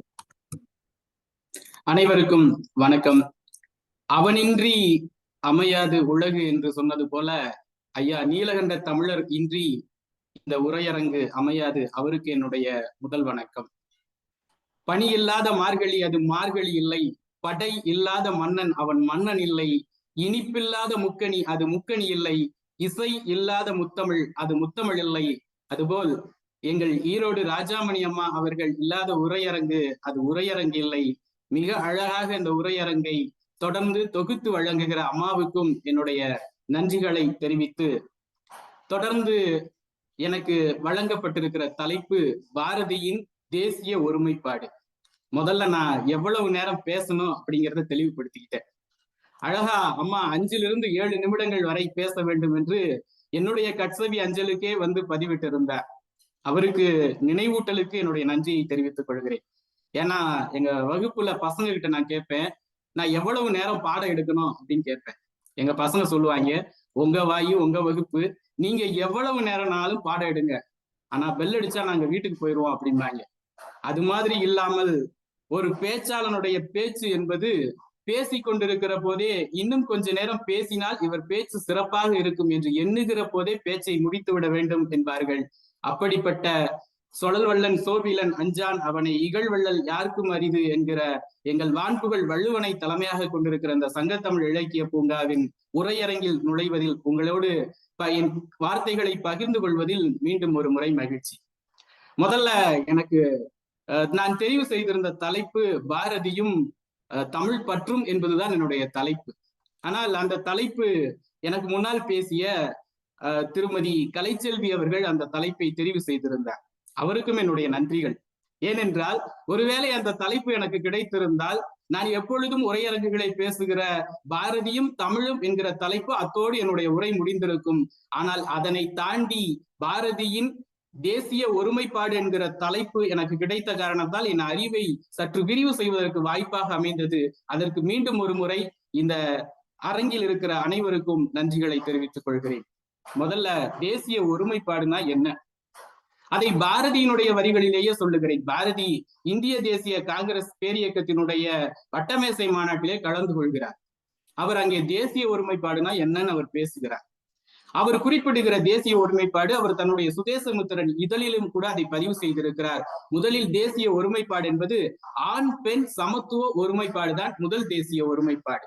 இரண்டாவது மொழி ஒருமைப்பாடு, நிற ஒருமைப்பாடு, தொழில் ஒருமைப்பாடு, மத ஒருமைப்பாடு, அதையெல்லாம் தாண்டிய உயிர் ஒருமைப்பாட்டைத்தான் பாரதி தேசிய ஒருமைப்பாடு என்று சொல்லுகிறார். முதலில் ஆண் பெண் பாலின சமத்துவ ஒருமைப்பாடு என்று பாரதி சொல்லுகிறார். அந்த இந்திய தேசிய காங்கிரசினுடைய மாநாட்டிற்கு செல்லுகிற போதுதான் சகோதரி நிவேதிதா பாரதியை பாக்குறாங்க. எங்க செல்லம்மாவை காணோம் அப்படின்னு கேட்கிறாங்க. பாரதி சொல்லுகிறார், அவர் வீட்டை விட்டு வெளியே வருவது வழக்கம் இல்லை என்று சொல்லுகிறார். சகோதரி நிவேதிதா கேட்கிறாங்க, பெண்களுக்கு வீட்டிலேயே விடுதலை இல்லாத போது நாட்டில் எப்படி விடுதலை எதிர்பார்க்க முடியும் என்று பாரதியை கேட்கிறார். அப்படி கேட்ட அந்த நாளிலிருந்து பாரதி வெளியே எங்கு சென்றாலும் செல்லம்மாவை அழைத்து கொண்டு செல்வதையே வாடிக்கையாக வைத்திருந்தார். இதுதான் பாரதியினுடைய பெண்ணிய ஒருமைப்பாடு.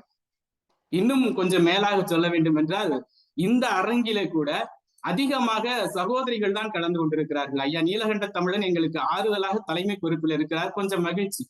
அதிகமாக பெண் சகோதரிகள் தான் இருக்கிறார்.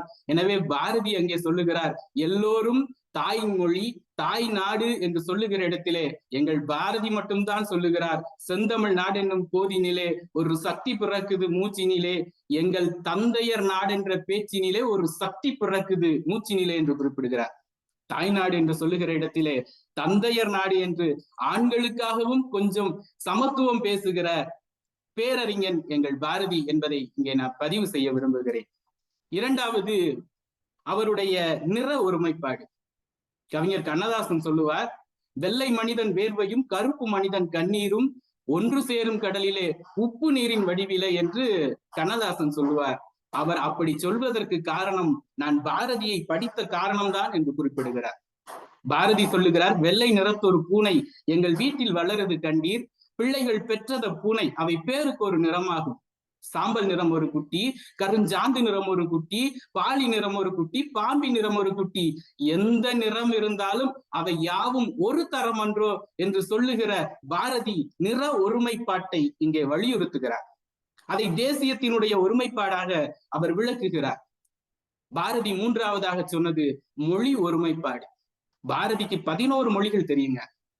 அவர் எட்டயபுரத்திலே பிறந்ததால் அவருக்கு தமிழ் தெரியும். அவர் திருநெல்வேலியிலே கல்வி பயின்றதால் அவருக்கு ஆங்கிலம் தெரியும். காசியிலே கொஞ்ச நாள் தங்கி இருந்தார். தன்னுடைய அத்தையினுடைய வீட்டிலே காசியிலே தங்கி இருந்தார். சின்னசாமி ஐயருடைய சகோதரி அவர்கள் இல்லத்திலே தங்கி இருந்ததால் அவருக்கு இந்தி தெரியும், சமஸ்கிருதம் தெரியும். அங்கிருந்து கொஞ்ச காலம் அவர் பாண்டிச்சேரியிலே தங்கியிருந்தால் அவருக்கு பிரெஞ்சு தெரியும். இன்னும் தமிழினுடைய கிளை மொழிகளான தெலுங்கு, மலையாளம், கன்னடம், துளு என்று பாரதிக்கு 11 மொழிகள் தெரியும். அப்படி 11 மொழிகள் தெரிந்த அந்த பாரதி தான் சொன்னார், யாமறிந்த மொழிகளிலே தமிழ் மொழி போல் இனிதாவது எங்கும் காணோம் என்று மட்டும் பாரதி சொல்லியிருந்தால் நான் பாரதியை படித்துவிட்டு கடந்து சென்றிருப்பேன். ஆனால் அந்த பாரதி சொல்லுகிறார், 30 கோடி முகமுடையாள், முகம் மொயம்புற ஒன்றுடையாள், செப்பு மொழி 18 உடையாள், எனில் சிந்தை ஒன்றுடையாள் என்று இந்திய தேசியத்தின் ஒருமைப்பாட்டை சொல்வதை இந்த அரங்கிலே நான் பதிவு செய்கிறேன். பாரதியினுடைய தொழில் ஒருமைப்பாடு, ஒரு மனிதனை இந்த தொழில்தான் செய்ய வேண்டும் என்று வலியுறுத்த கூடாது என்று பாரதி சொல்லுகிறார். பாரதி சென்னையிலே எட்டயபுர கவிஞரினுடைய அவையிலே அவருக்கு அன்றைக்கு 100 ரூபாய் ஊதியம், ஒரு வருடத்திற்கான ஊதியம். ஆனால் பாரதி அந்த வேலையை விட்டுவிட்டு நேராக மதுரைக்கு வருகிறார். நண்பர்கள் எல்லாம் கேட்கிறார்கள், பாரதி 100 ரூபாய் கிடைக்கிற மிகப்பெரிய ஊதியத்தை விட்டுவிட்டு ஊதியம் இல்லாத இந்த இடத்திற்கு வருகிறீர்களே என்று பாரதியை கேட்டபோது பாரதி சொன்னார், குரங்கு ஓரிடத்திலிருந்து இன்னொரு இடத்துக்கு தாவ வேண்டும் என்றால் தான் பிடித்திருக்கிற கிளையை விட வேண்டும். ஓரிடத்திலிருந்து குரங்கு இன்னொரு இடத்துக்கு செல்ல வேண்டும் என்றால் தான் பிடித்திருக்கிற கிளையை விட வேண்டும், அப்பொழுதுதான் இன்னொரு கொம்பு கிடைக்கும் என்று சொல்லுகிறார். நம்மால் கேட்கிறாங்க, பாரதி ஒரு இடத்திலிருந்து இன்னொரு இடத்துக்கு தாவுகிற போது கொம்பு கிடைக்காவிட்டால் என்ன செய்வீர்கள் என்று கேட்கிறார். பாரதி சொல்லுகிறார், கீழே விழுந்து மண்டை உடைந்து சாக வேண்டியதுதான் என்கிறார். பாரதி தொடர்ந்து சொல்லுகிறார், தனக்கு பிடிக்காத தொழிலை செய்வதை விட கீழே விழுந்து மண்டை உடைந்து சாவது மேல் என்று சொல்லுகிறார். பாரதி தொழில் ஒருமைப்பாட்டை மிகச் சிறப்பாக விளக்குகிறார். மத ஒருமைப்பாடு, எல்லா அறிஞர்களும், கம்பன் கூட மிகச் சிறப்பாக தன்னுடைய கம்பனுடைய கவிதைகளிலே தான் சார்ந்த மதத்தினுடைய சாரம் அங்கே இருப்பதாக சொல்லுகிறார். இளங்கோவடிகள் கூட இறைவனை வணங்காமல் அதை தாண்டி தன்னுடைய சமண கருத்துக்களை அங்கே பதிவு செய்ததாக அறிவியல் அறிஞர்கள், ஆய்வாளர்கள் குறிப்பிடுகிறார்கள். ஆனால் பாரதி மட்டும்தான் தன்னுடைய கவிதைகளிலே கிறிஸ்துவத்தையும், இந்துவத்தையும், இஸ்லாத்தையும், இன்னும் ஒருபடி மேல் யெகோவாவையும் கூட அவர் தன்னுடைய கவிதைகளிலே சமத்துவமாக பதிவு செய்திருந்தார். இதையெல்லாம் தாண்டி நிறைவாக ஒன்றை சொல்லி முடிக்கிறேன். பாரதியினுடைய ஒருமைப்பாடு என்று சொல்வது அவருடைய உயிர் ஒருமைப்பாடுதான் பாரதியினுடைய மிகச்சிறந்த ஒருமைப்பாடு. புதுச்சேரியில அவர் தன்னுடைய புதுச்சேரி இதழிலே பதிவு செய்திருக்கிறார். புதுச்சேரியில ஒரு புயல் அடிக்குது. புயல் அடிக்கிற போது ஏராளமான சேதம் அங்கே விளைகிறது. பாரதி செல்வந்தர்களுடைய இல்லங்களுக்கெல்லாம் சென்று அங்கே அவர்களிடமிருந்து பொருளை பெற்று அதை கொண்டு சென்று அங்கிருக்கிற ஏழைகளுக்கு கொடுத்து கொண்டிருக்கிறார். அப்படி மட்டும் அவர் நிறுத்தி விடவில்லை. புதுச்சேரியிலே அடித்த புயலிலே கீழே சாய்ந்த மரங்களிலிருந்து செத்து விழுந்து கிடந்த குருவிகளை எல்லாம் ஒன்றாக சேர்த்து பிறப்பால் அந்தணன் என்று சொல்லப்பட்ட அந்த பாரதி அந்த குருவிகளை எல்லாம் ஒன்று சேர்த்து அன்று ஈமக்கிரியை செய்தார். அதுதான் பாரதி காக்கை குருவி எங்கள் ஜாதி, நீல் கடலும் மழையும் எங்கள் கூட்டம் சொல்லுவதற்கு அருகதை வாய்ந்த ஒரு தமிழன் இருக்கிறான் என்றால் அது பாரதிக்கு பொருந்தும். பாரதி மிகச் சிறப்பாக அப்படி உயிர் ஒருமைப்பாட்டை விளக்குகிறார். தன்னுடைய வாழ்நாளினுடைய இறுதி காலத்திலே அவர் யானை மிதித்து இறந்ததாக நாங்கள் எல்லாம் சிறு வயதிலே பாடநூலில் படித்திருக்கிறோம். ஆனால் பாரதி கிருஷ்ணகுமார் ஐயா அவர்கள் ஆய்வு செய்து சொல்லுகிறார், பாரதி அப்படி இறக்கவில்லை, பாரதியை யானை தள்ளித்தான் விட்டுச்சான். எப்பொழுதும் அவர் அந்த பெருமாள் கோவிலுக்கு சென்று விட்டு வெளியே வருகிற போது அர்ஜுனன் என்கிற அந்த யானைக்கு வாழைப்பழமும் தேங்காயும் கொடுப்பார். அன்று அந்த யானைக்கு மதம் பிடித்திருந்தது. பாரதிக்கு மதம் என்றால் பிடிக்காது. ஆனால் அந்த யானைக்கு மதம் பிடித்திருந்தது பாரதிக்கு தெரியாது. அருகே செல்கிறார். பாரதி மதம் பிடித்திருந்த அந்த யானை பாரதியை தள்ளி விடுகிறது. பாரதி கீழே விழுகிறார். குவளை என்கிற கிருஷ்ணமாச்சாரி ஓடி சென்று தூக்குகிறார். பாரதி மூர்ச்சையாகிறார். கண் விழித்து பார்த்தவுடன் அவர் கேட்ட கேள்வி, அர்ஜுனனுக்கு என்ன ஆயிற்று என்று கேட்கிறார். குவளை சொல்கிறார், கோபத்தோடு சொல்கிறார், உங்களை கீழே தள்ளிவிட்டது அந்த யானை, அந்த யானையை நீங்கள் நலம் விசாரிக்கிறீர்களே என்று கேட்டபோது பாரதி சொன்னார், கஜராஜன் கவிராஜனை ஒன்றும் செய்ய மாட்டான், பாரதி என்று தெரியாமல் தள்ளிவிட்டு விட்டது, பாரதி என்று தெரிந்ததால் அது மிதிக்காமல் விட்டு விட்டது என்று சொல்கிறார். மனிதத்தை தாண்டி உயிர்களினுடைய ஒருமைப்பாடுதான் தேசத்தினுடைய ஒருமைப்பாடு. 30 கோடி முகமுடையாள், முகம் மொயம்புற ஒன்றுடையாள், செப்பு மொழி 18 உடையாள், எனில் சிந்தை ஒன்றுடையாள் என்று சொன்ன எங்கள் பாரதி எந்தையும் தாயும் மகிழ்ந்து குழாவி இருந்ததும் இந்நாடு. அவர் முந்தைய 1000 ஆண்டுகள் வாழ்ந்து முடிந்ததும் இந்நாடு. அவர் சிந்தையில் 1000 எண்ணங்கள் தோன்றி செழித்ததும் இந்நாடு. அதுதான் பாரதி சொன்ன தேச ஒருமைப்பாடு என்று சொல்லி நிறைவாக வைரமுத்து கவிராஜன் கதையில சொல்லுவாரு, பாரதியினுடைய இறுதி சடங்குகளே அவருடைய உடலிலே மொய்த்த ஈக்களின் எண்ணிக்கையை விட அவருடைய இறுதி சடங்கிலே கலந்து கொண்ட ஆட்களின் எண்ணிக்கை குறைவு என்று சொல்வார். அந்த குறையை போக்குகிற வரையில், அந்த குறைவை நீக்குகிற வகையில் சங்கத்தமிழ் இலக்கிய பூங்கா இந்த அழகிய அமர்வை மிக நீண்ட காலத்துக்கு ஒரு நாள் முழுவதும் அமைத்திருக்கிறது. அதற்கு என்னுடைய நன்றியை தெரிவித்து என்னுடைய உரையை நிறைவு செய்கிறேன். நன்றி, வணக்கம். அருமை அருமை அருமை அருமை அருமை ஐயா. இங்கே பேச வந்த ஆளுமைகளுக்கு 5-7 நிமிடங்கள் கொடுத்தது என்பது ஏதோ ஒரு யானைக்கு ஒரு சிறிய கரும்பு துண்டை கொடுத்ததை போல என்று நான் நினைத்துக் கொண்டிருக்கிறேன். ஒவ்வொருவருக்கும் ஒரு உரையரங்கத்தில் 1 மணி நேரம் ஒதுக்கப்பட்டிருந்தால் இன்னும் பாரதியினுடைய சிந்தனைகள் மிக சீர்கொண்டு எழுந்திருக்கும். இந்த இடத்திலே மிக அற்புதமாக பாரதியினுடைய தேசிய ஒருமைப்பாட்டிலே இன ஒருமைப்பாடு, மத ஒருமைப்பாடு, மொழி ஒருமைப்பாடு, உயிர் ஒருமைப்பாடு என்று பிரித்து காட்டி அழகாக உங்களுடைய கருத்துக்களை பதிவிட்டீர்கள். ஜாதி மதங்களை பாரோம் உயர் ஜன்மம் இத்தேசத்தில் எய்தினராயின் என்று கூறியிருப்பார். இந்த மண்ணிலே பிறந்த யாவருமே எந்த மதமாக இருந்தாலும் அவர்கள் அனைவரும் உடன் பிறந்தவர்கள்தான் என்பதைத்தான் பாரதி தன்னுடைய பாடல்களிலே வலியுறுத்தி இருப்பான். உயிர்களிடத்திலே அன்பு வேண்டும் என்று அவன் சொன்னான். அந்த உயிர்களிடத்திலே இருக்கக்கூடிய ஒருமைப்பாட்டினால் இந்த நாடு மட்டுமல்ல, இந்த உலகமே உய்யும். இப்பொழுது அது இந்த உலகத்திற்கு தேவை என்பதை மிக அருமையாக சுட்டிக்காட்டினீர்கள் சகோதரரை. மிக சிறப்பு உங்களுடைய உரையரங்க கருத்துக்கள் எல்லாம் மிகுந்த அற்புதம், மிகுந்த சிறப்பான. நன்றி ஐயா. சங்கத்தமிழ் இலக்கிய பூங்காவின் சார்பாக உங்களுக்கு நன்றி அறிதலை தெரிவித்துக் கொள்கிறேன். தற்பொழுது அடுத்ததாக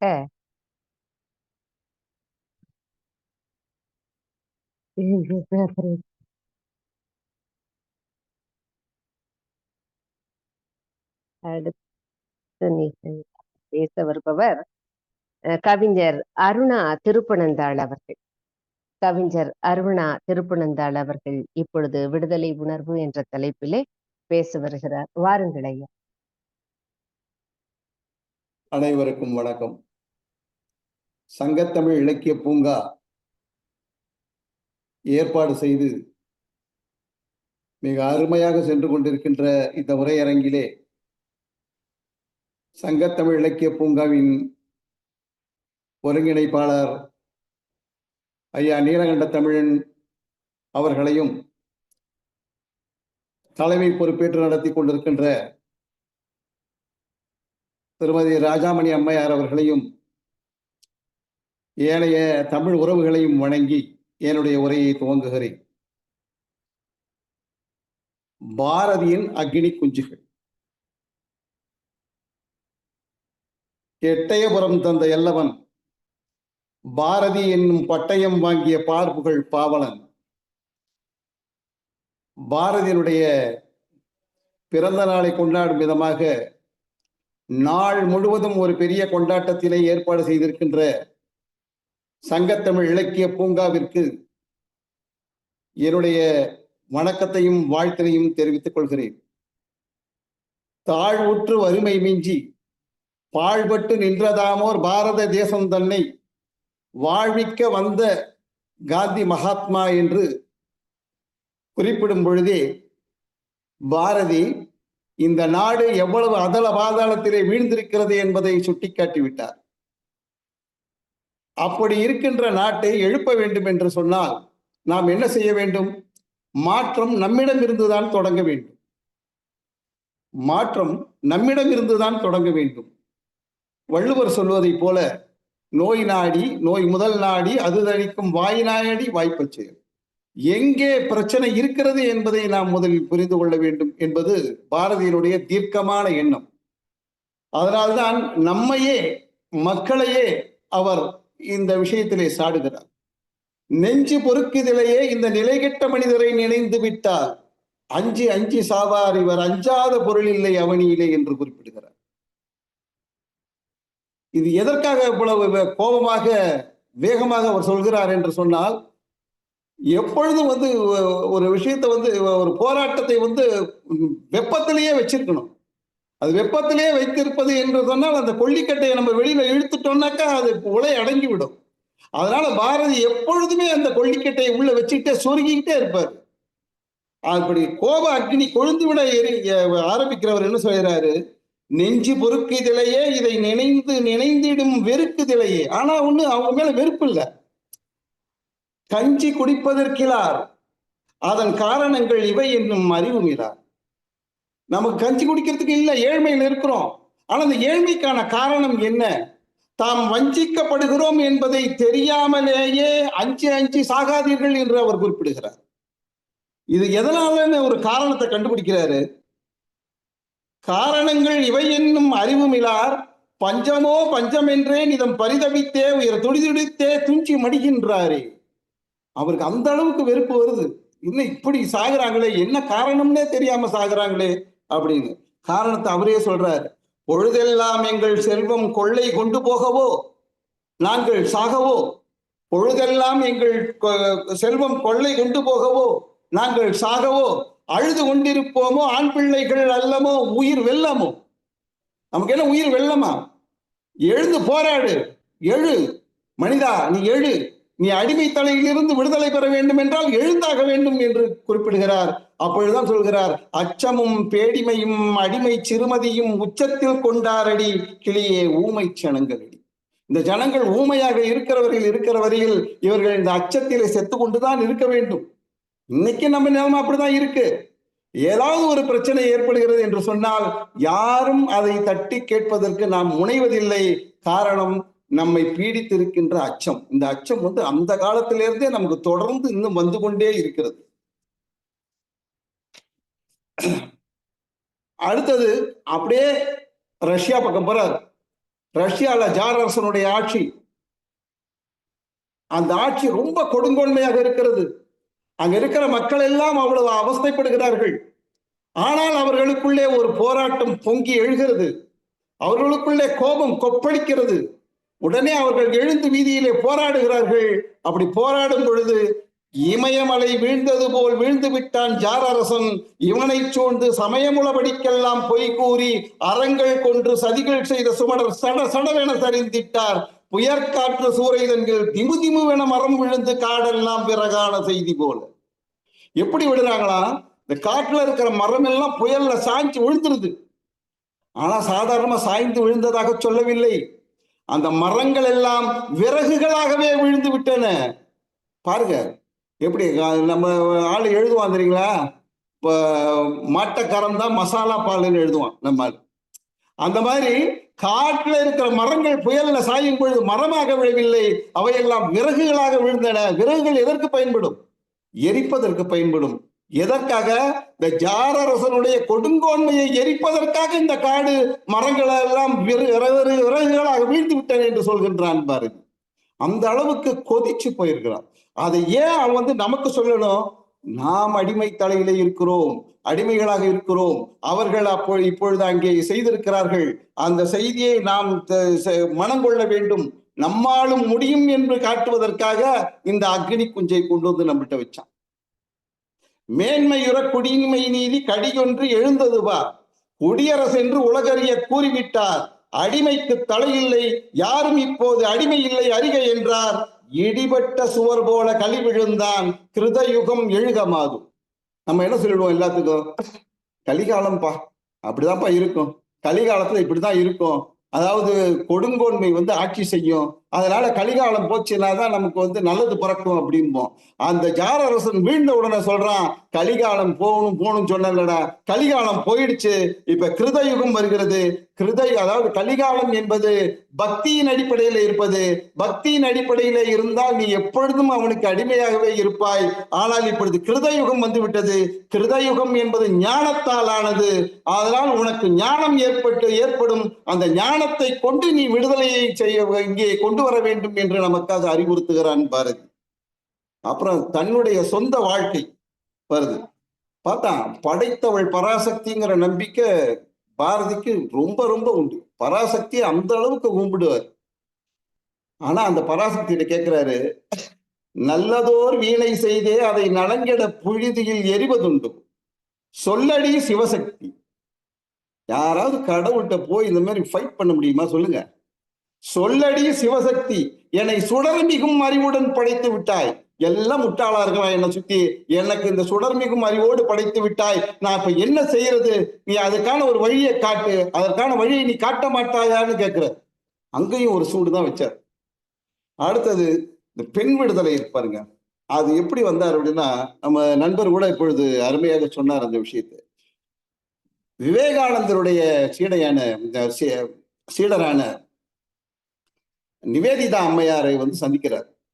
நிவேதிதா அம்மையாரை சந்திக்கும் பொழுது அவர் செல்லம்மாள் பாரதியை பத்தி கேட்கும் பொழுது, அவர் வீட்டில் இருக்கிறார், இங்கு வரவில்லை, அவர் இதெல்லாம் கலந்து கொள்ள மாட்டார் என்று சொல்லும் பொழுது, உங்கள் வீட்டிலேயே முதலில் நீங்கள் சுதந்திரம் கொடுக்கவில்லை என்றால் நீங்கள் பெண்ணடிமையை எப்படி விளக்க முடியும் என்று கேட்கிறார். ஏனென்றால் மண்ணடிமை தீர்ந்தாலும் பெண்ணடிமை தீரவில்லை என்றால் இந்த நாட்டுல எந்த விடுதலையும் விடுதலையாக இருக்காது என்பது நிவேதிதையினுடைய கருத்து.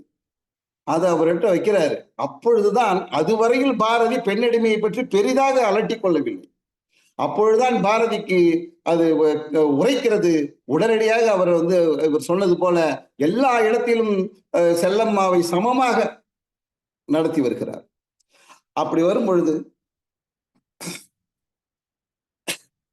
மாதர்தம்மை இழிவு செய்யும் மடமையை கொளுத்துவோம், மாதர்தம்மை இழிவு செய்யும் மடமையை கொளுத்துவோம், வைய வாழ்வு தன்னில் என்ற வகையிலும் நமக்குள்ளே தாதர் என்ற நிலைமை மாறி ஆண்களோடு பெண்களும் சரிநிகர் சமானமாக வாழ்வோம் இந்த நாட்டிலே, சரிநிகர் சமானமாக வாழ்வோம் இந்த நாட்டிலே. பாரதி வாழ்ந்தது எப்போ? 100 ஆண்டுகளுக்கு முன்னால. 100 ஆண்டுகளுக்கு முன்னாலே 50% இடஒதுக்கீடு கொடுத்து விட்டார். ஆனா பாருங்க, 33% பார்லிமெண்ட்ல அடிச்சுக்கிட்டு நிக்கிறான். இல்ல, இதுவரையில் கிடைச்சதா? கிடைக்கல. ஆக பாரதி நினைத்த சுதந்திரம் இன்னும் கிடைக்கல. அதுதான் உண்மை. அதற்கெல்லாம் காரணம் யாரு? நம்ம தான், நாமளே தான் காரணம்.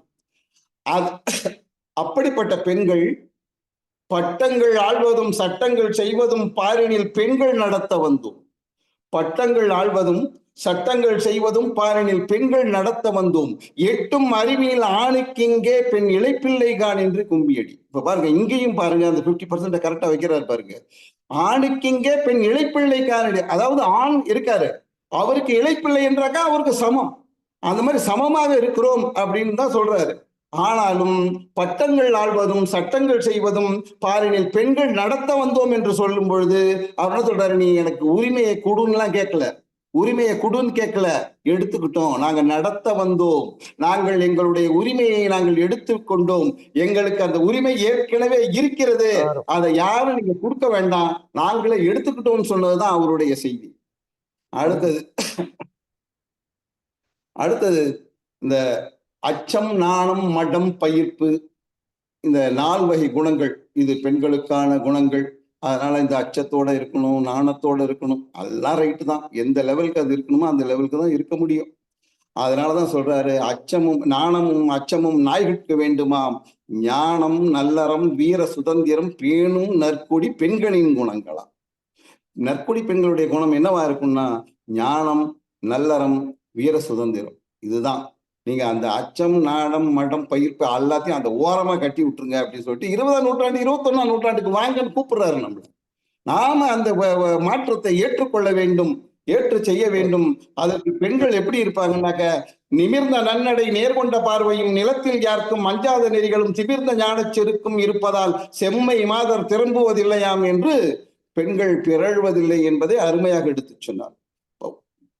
இது பாப்பா பாட்டுல பாரதி சொல்றாரு, பாதகம் செய்பவரை கண்டால் நாம் பயங்கொள்ளலாகாது பாப்பா. இப்ப பாருங்க, எவ்வளவு குழந்தைகளுக்கு எவ்வளவு ஒரு கொடுமைகள் எல்லாம் நடக்குதுங்கிறது உங்களுக்கு புரியும். நிறைய செய்திகள் வந்துகிட்டே இருக்கு. ரொம்ப வருத்தமான விஷயம் அது. சொல்லுங்க. பாதகம் செய்பவரை கண்டால் நாம் பயம் கொள்ளலாகாது பாப்பா, மோதி மிதித்து விடு பாப்பா, அவர் முகத்தில் உமிழ்ந்து விடு பாப்பா, முகத்தை துப்பிடு. அதுக்கப்புறம் அதுதான் அறம், அதுதான் ரௌத்திரம், பழகு. ஆகவே இப்படிப்பட்ட அக்னி எல்லாத்தையும் அந்த பாப்பாக்கிட்டே அக்னியை ஏத்துனாதான், அந்த அக்னி குஞ்சா ஆக்குனாதான் அந்த அக்னி கொழுந்து விட்டு எரியும் என்பது பாரதியினுடைய கருத்து. பெரியவங்களுக்கு வரும்பொழுது என்ன சொல்றாருன்னா, அச்சமில்லை அச்சமில்லை அச்சம் என்பதில்லையே, இச்சகத்தோழரெல்லாம் எதிர்த்து நின்ற போதிலும் அச்சமில்லை அச்சமில்லை அச்சம் என்பதில்லையே, உச்சி மீது வானிடிந்து வீழுகின்ற போதிலும் அச்சமில்லை அச்சமில்லை அச்சம் என்பதில்லையே, நச்சை வாயிலே கொணர்ந்து நண்பர் போதிலும் அச்சமில்லை அச்சமில்லை அச்சம் என்பதில்லையே. நண்பனுக்கே நமக்கு நச்சை ஊட்டினா கூட மாட்டோம், ஆனால் நம்ம எதிரி நமக்கு ஒரு பெரிய விஷயம் இல்லை என்பதை எடுத்து சொல்கிறார். கடைசியா அவர் சொல்றாரு, காலா உன்னை நான் சிறு புல் என மதிக்கிறேன், சிறு புல் என மதிக்கிறேன். புல்லு மூங்கிலுடைய ஒரு இது குடும்பத்தை சேர்ந்தது. சிறு புல் என மதிக்கிறேன். அதனால போனோம்னாக்கா மூங்கில் பாட வைக்கிறான். புல் என மதிக்கிறேன் என்றன் கால் அருகே வாடா உன்னை மிதிக்கிறேன். நான் உன்னை மிதிக்கிறேன்னு சொல்ல, நீ கிட்ட வாடா நான் மிதிக்கிறேங்கிறார். அந்த அளவுக்கு ஒரு ரௌத்தரத்தை பழக சொல்லி இருக்கிறார். கடைசியாக ஒரே ஒரு கருத்தை சொல்லி விடைகிறேன். அது பாஞ்சாலி சபதம். இந்த கருத்தை சொல்லவில்லை என்றால் அவருடைய அக்னி பேச்சுக்கு ஒரு அர்த்தம் இல்லாமல் போய்விடும். அதுல பீமன் தன்னுடைய சகோதரிடம் கூறுவார், இது பொறுப்பதில்லை தம்பி, எரித்திடுவோம் என்று சொல்கிறார். அதாவது அந்த அளவுக்கு கோபம் வருது.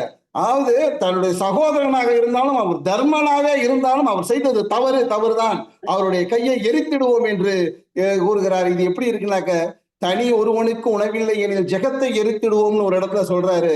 இது நீதி தவறிய மதுரை மண்ணை எரித்த கண்ணகியின் சினத்திற்கு ஒப்பானது. நீதி தவறிய மதுரை மண்ணை எரித்த கண்ணகியின் சினத்திற்கு ஒப்பானது. எனவே அக்னி குஞ்சென்று கண்டேன், அதை அங்கு ஒரு காட்டிடை கொந்திடை வைத்தேன், வெந்து தணிந்தது காடு, தழல் வீரத்தில் குஞ்சென்று மூப்பென்றும் உண்டோ என்று அவர் குறிப்பிட்ட கவிதையினை இங்கே நினைவுபடுத்தி, இந்த அளவிற்கு எனக்கு வாய்ப்பளித்த சங்கத்தமிழ் இலக்கிய பூங்காவிற்கு நன்றியினை தெரிவித்துக் கொண்டு விடைபெறுகிறேன். நன்றி, வணக்கம். மிகுந்த சிறப்பு. எங்கெல்லாம் அக்னியை கொண்டு பாரதி வைத்து பாடல் எழுதியிருக்கிறான், அவனுடைய சீற்றம் மிகுந்த சொற்கள் எந்தெந்த கவிதைகளின் மூலமாக எப்படிப்பட்ட சிந்தனைகளிலே உதித்திருக்கின்றன என்பதை மிக அழகாக பட்டியலிட்டு நமக்கு தந்திருக்கிறார் திருவாளர் அருணா அவர்கள். பாரதியினுடைய சீற்றம், பாரதியினுடைய அக்னி என்றே இந்த தலைப்பை நாம் எடுத்துக்கொள்ளலாம். கற்பு என்ற நிலையை சொல்ல வந்தால் இருபாலார்க்கும் அதை பொதுவில் வைப்போம் என்று பொதுமை பேசியவன் அல்லவா அவன். அவனுடைய சீற்றங்களை எல்லாம் மிக அழகாக இங்கே முன்வைத்தார் திருவாளர் அருணா அவர்கள். அருணா அவர்களுக்கு சங்கத்தமிழ் இலக்கிய பூங்காவின் சார்பாக நன்றி அறிதலை தெரிவித்துக் கொள்கிறோம். இறுதியாக உரையாற்ற வருகிறார் திருமதி இரா கல்யாணி முருகேசன் அவர்கள். பாரதி கண்ட சமுதாயம் என்ற தலைப்பிலே ஒரு 5 நிமிடங்களுக்குள். கவிஞர் அருணாவுடைய உரை மிகச் சிறப்பாக இருந்தது. அதுல இந்த சொல்லடி சிவசக்தி என்கிற அந்த வரிகளை சொல்லி, சுடர் மிகு அறிவுடன் படைத்து விட்டாய். அது மிகவும் கொடுமையானது. ரொம்ப அறிவாளியா இருந்தா வெளியில பேச முடியாது, புரியாதா, நம்மள பைத்தியம் நினைப்பானுங்க. அதான் கொடுமை. ரொம்ப அந்த வேதனை பாருங்க. அவர் அவ்வளவு அறிவோடு இருக்காருன்னா குறிப்பிட்டு ரொம்ப அருமையான கருத்துக்கள் ஐயா. அருணா ஐயா போன்றவர்களுடைய ரொம்ப அறிவோடு இருக்காங்க. இவங்க ஒரு வங்கியில வேலை செய்யற, அந்த வங்கியில போய் பேசினா அதை ஏத்துக்க மாட்டாங்க தானே. அது நல்லா அருமையா சொல்லியிருந்தாரு. சிறப்பு சிறப்பு சிறப்பு ஐயா. சுடர்மிகு அறிவுடன் இருக்கக்கூடிய இந்த அவையிலே உங்களுடைய சுடர்மிகு அறிவை வெளிப்படுத்ததுக்கு நன்றி. மிக மகிழ்ச்சி. சிறப்பு ஐயா, நன்றி ஐயா. இறுதியாக திருமதி கல்யாணி முருகேசன் அவர்கள் பாரதி கண்ட சமுதாயம் என்ற நிகழ்விலே உரையாற்றப்படுகிறார். வாருங்கள் அம்மா.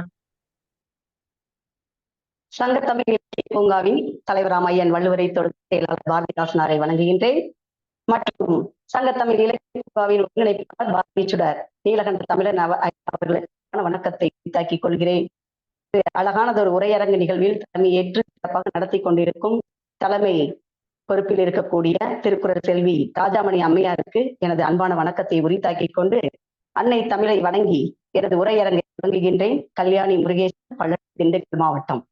பாரதி கண்ட சமுதாயம். இன்றைய சமுதாய நிகழ்வுகளை அனைவரும் இதுவரை பேசிய அனைவரும் எல்லாரும் எடுத்து சொல்லி இருக்கிறார்கள். அதை தொகுத்து வழங்கவே நான் வந்திருப்பது போல் தோன்றுகிறது. பாரதியாரின் கவிதைகள் படித்து மகிழ்வதற்கும் உணர்ச்சிக்கும் மெருகூட்டுவதாக மட்டும் அமையவில்லை. தான் வாழும் சமூகத்தில் நிகழும் அவலங்களை பற்றியும் சீர்கேடுகள் பற்றியும் சிந்தித்து பார்க்கிறார். சிந்திப்பதோடு மட்டுமன்றி அந்த அவலங்களையும் சீர்கேடுகளையும் மாற்றுவதற்கும் போக்குவதற்கும் உரிய தீர்வுகளை எண்ணி பார்த்து அதை தன் கவிதையை படைத்திருக்கிறார். ஒரு சிறந்த சமுதாய கவிஞர் மகாகவி பாரதி என்பது அவருடைய பாடல் வரிகளில் நமக்கு அழகாக தெரியும். பெண் கல்வி, பெண் உயர்வு, ஜாதி கொடுமை, உயர்ந்தவர் தாழ்ந்தவர் என்ற பிரச்சனைகள் எல்லாம் எதிர்த்து நின்று போராடுகிறார். பெண்களை பத்தி பார்க்கும்போது பெண்ணுக்குள்ள ஞானத்தை வைத்தான். அப்ப பெண்ணுக்குள்ள ஞானம் இருக்கிறது, ஆனால் அந்த ஞானத்தை மண்ணுக்குள்ள இருக்கக்கூடிய சில மூடர் அந்த மாதர் அறிவை கெடுக்கின்றார் என்கிறார். அதை உடனே இன்னொரு பாடலை சொல்கிறார். மாதர் தம்மை இழிவு செய்யும் அடமையை கொளுத்துவோம் என்கிறார். நேரத்தில் அவர்களுக்கு சொல்கிறார், பட்டங்கள் ஆள்வதும் சட்டங்கள் செய்வதும் பாரினில் பெண்கள் நடத்த வந்தோம் என்று எடுத்துரைத்து செல்கிறார். பாரதி அவருடைய கவிதைகளில் தன்னாடு, தன் மதம், தன் குலம் என்றெல்லாம் முடிக்கவில்லை. உயர்ந்தவர் தாழ்ந்தவர் என்ற வேறுபாடு இல்லை என்பதை உணர்த்துவதற்காக அக்ரிணை பொருள்களினான காக்கை, குருவி எங்கள் ஜாதி, கடல் எல்லாம் எங்கள் கூட்டம் என்கிறார். ஒரு தாயின் வயிற்றில் நாம் பிறந்திருக்கிறோம், நமக்குள் சண்டைகள் செய்தாலும் நாம் எல்லாம் சகோதரர் அல்லவா என்று தன் கவிதையிலே கூறுகிறார். ஏன்னா எல்லாத்தையும் இவர் அங்க நிறைய பேர் அவருக்கு நிறைய அவர் பாரதியார் கவிதைகள் படைத்த போது அவருக்கு எதிர்ப்புகள் நிறைய இருந்திருக்கு. ஏன்னா பூணூல் புரட்சி செய்திருக்கிறார், பூணூலிலே புரட்சி செய்திருக்கிறார். அப்பொழுது அவரை எதிர்த்தவர்கள் நிறைய. அப்ப அவர் சொல்றாரு, அவர் என்ன சொல்றாருன்னா, உயர்ந்தவர்களை நான் கீழோராக்க நினைக்கவில்லை, உயர்ந்தவர்களை நான் கீழோராக்க நினைக்கவில்லை, கீழோராக இருப்பவர்களை நாம் உயர்ந்தவர்களாக்குவோம் என்று கூறினார். அதை இங்க புரிந்து கொள்ளவில்லை அப்போதெல்லாம் இருந்தவர்கள். அவருக்கு எதிராக முழக்க. அதனாலதான் சொல்றார், நாம் சண்டை செய்யறாலும் நாம் எல்லாம் சகோதரர்ங்கிறார். நீதி நெறி, அப்புறம் மேலவர் யாரு கீழவர் யாரு என்பதற்கும் ஒரு விளக்கம் தருகிறார். நீதி நெறி நின்று உதவும் நேர்மையர் எல்லாம் மேலோர், மற்றவர்கள் எல்லாம் கீழவர் அப்படின்னு சொல்லி ஒரு பாடல கவிதையிலே கூறுகிறார். மேலும் அடிமை ஜாதி, ஏழை ஜாதி என்று சொல்லியிருந்தாங்க. அதற்கு ஒரு பாடல் வைக்கிறார். ஏழை என்றும் அடிமை என்றும் எவரும் இல்லை ஜாதியில், இழிவு கொண்ட மனிதர் என்பது இந்தியாவிலே இல்லை அப்படிங்கிறார். இங்க இழிவான மனிதன் என்பது இந்தியாவிலே கிடையாது அப்படிங்கிறத தன் கவிதையிலே சொல்லியிருக்கார். அதற்கடுத்து ஏன் உழன்று கொண்டிருக்கிறான் மனிதன், அதற்கு ஒரு கவிதை சொல்கிறார். கஞ்சி குடிப்பதற்கு அதன் காரணங்கள் இவை என்றும் அறிவும் இல்லார். அவர் அறியாமை, மனிதனுடைய அறியாமையை சொல்கிறார். கஞ்சி குடிப்பதற்கிலார் அதன் காரணங்கள் இவை என்றும் அறிவும் இல்லார். பஞ்சமோ பஞ்சம் என்றே நீ பரிதவித்தே உயிர் துடித்தே துன்பம் என்றே இவர் பெயர்களை தீர்க்க வழியிலேயே என்று வெம்பி பாடிய பாரதி அதற்கு ஒரு தீர்வினை சொல்கிறார். உழவுக்கும் தொழிலுக்கும் வந்தனை செய்வோம், ஊனில் உண்டுகளை தீர்ப்போரை நிந்தனை செய்வோங்கிறார். உழவு தொழிலை மேம்படுத்துங்கள், நமக்கு பஞ்சம் வராது என்பதை அங்கே அழகாக கூறுகிறார். இன்னும் பாரதி கண்ட சமுதாயத்தில் கல்வி தேவையை அங்கே அவர் எடுத்துரைக்கிறார். ஏன்னா இந்த சமுதாயம் முன்னேற வேண்டும் என்றால் அங்கு கல்வி இருக்க வேண்டும் என்பதை தன்னுடைய பாடல்களிலே அழகாக கூறி சென்றிருக்கிறார். அது முதல்வர் யாருக்கு கூறுகிறார் தெரியுங்களா? பாப்பா வயதில் கல்வியை தொடங்குவதால் பாப்பாவுக்காக பாட்டு பாடுறார்.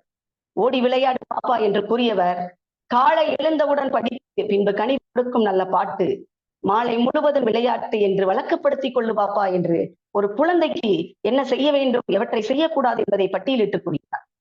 எதிர்கால தேவைகளை தொலைநோக்கு பார்வையுடன் கல்வியில் பாடத்திட்டங்களையும் செயல்நெறிகளையும் அமைத்து தந்துள்ளார் தன் தேசிய கல்விக் கொள்கை. ஆங்கிலேயரை எதிர்க்கும் ஆதிக்க சக்தியாக இருப்பது கல்வி ஒன்றே என்று அவர் கருதுகிறார். மெக்காலை முன்மொழிந்த ஆங்கில மேல்நாட்டு கல்வியின் மோகம் கொண்டு நம் தமிழர்கள் அந்த கல்வி வழியே சென்றனர். அவருடைய தொலைநோக்கு பார்வை அங்கே தோன்றியது. இந்த ஆங்கில உணர்வோடு இந்த கல்வியை பயின்றால் நாம் இனம் ஒரு ஆங்கில உணர்வுள்ள இனம் இந்தியாவில் உருவாகிவிடும் என்று எண்ணினார். இன்று இருக்கிறது அது.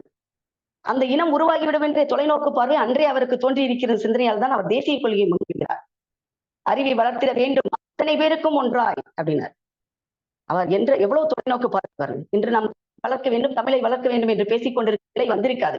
அது அவரோட தொலைநோக்கு சிந்தனையை நாம் உற்று நோக்கி இருந்தால், ஆனால் அன்று அவரை எல்லாரும் நிந்தனை செய்தார்கள். அதற்கு தான் இன்று அந்த பலன் நமக்கு கிடைத்து கொண்டிருக்கிறது. ஒரு கதை இந்த இடத்தில் சொல்ல நினைக்கிறேன். ஒரு சிங்கக்குட்டி ஆட்டுக்குட்டிகள் கூட்டத்தோடு கலந்து விடுகிறது. ஆட்டுக்குட்டி கூட்டத்தோடு அந்த சிங்கக்குட்டி சென்று கொண்டிருக்கும் போது அதற்கு சிங்கம் என்பதை மறந்து விட்டது. அந்த ஆட்டுக்குட்டியோடு சேர்ந்து அது போல நடந்து கொண்டிருக்கிறது. அப்பொழுது ஒரு சிங்கம் அந்த கூட்டத்திலே நம்மளுடைய சிங்கக்குட்டி இருப்பதை கண்டு காண்கிறது.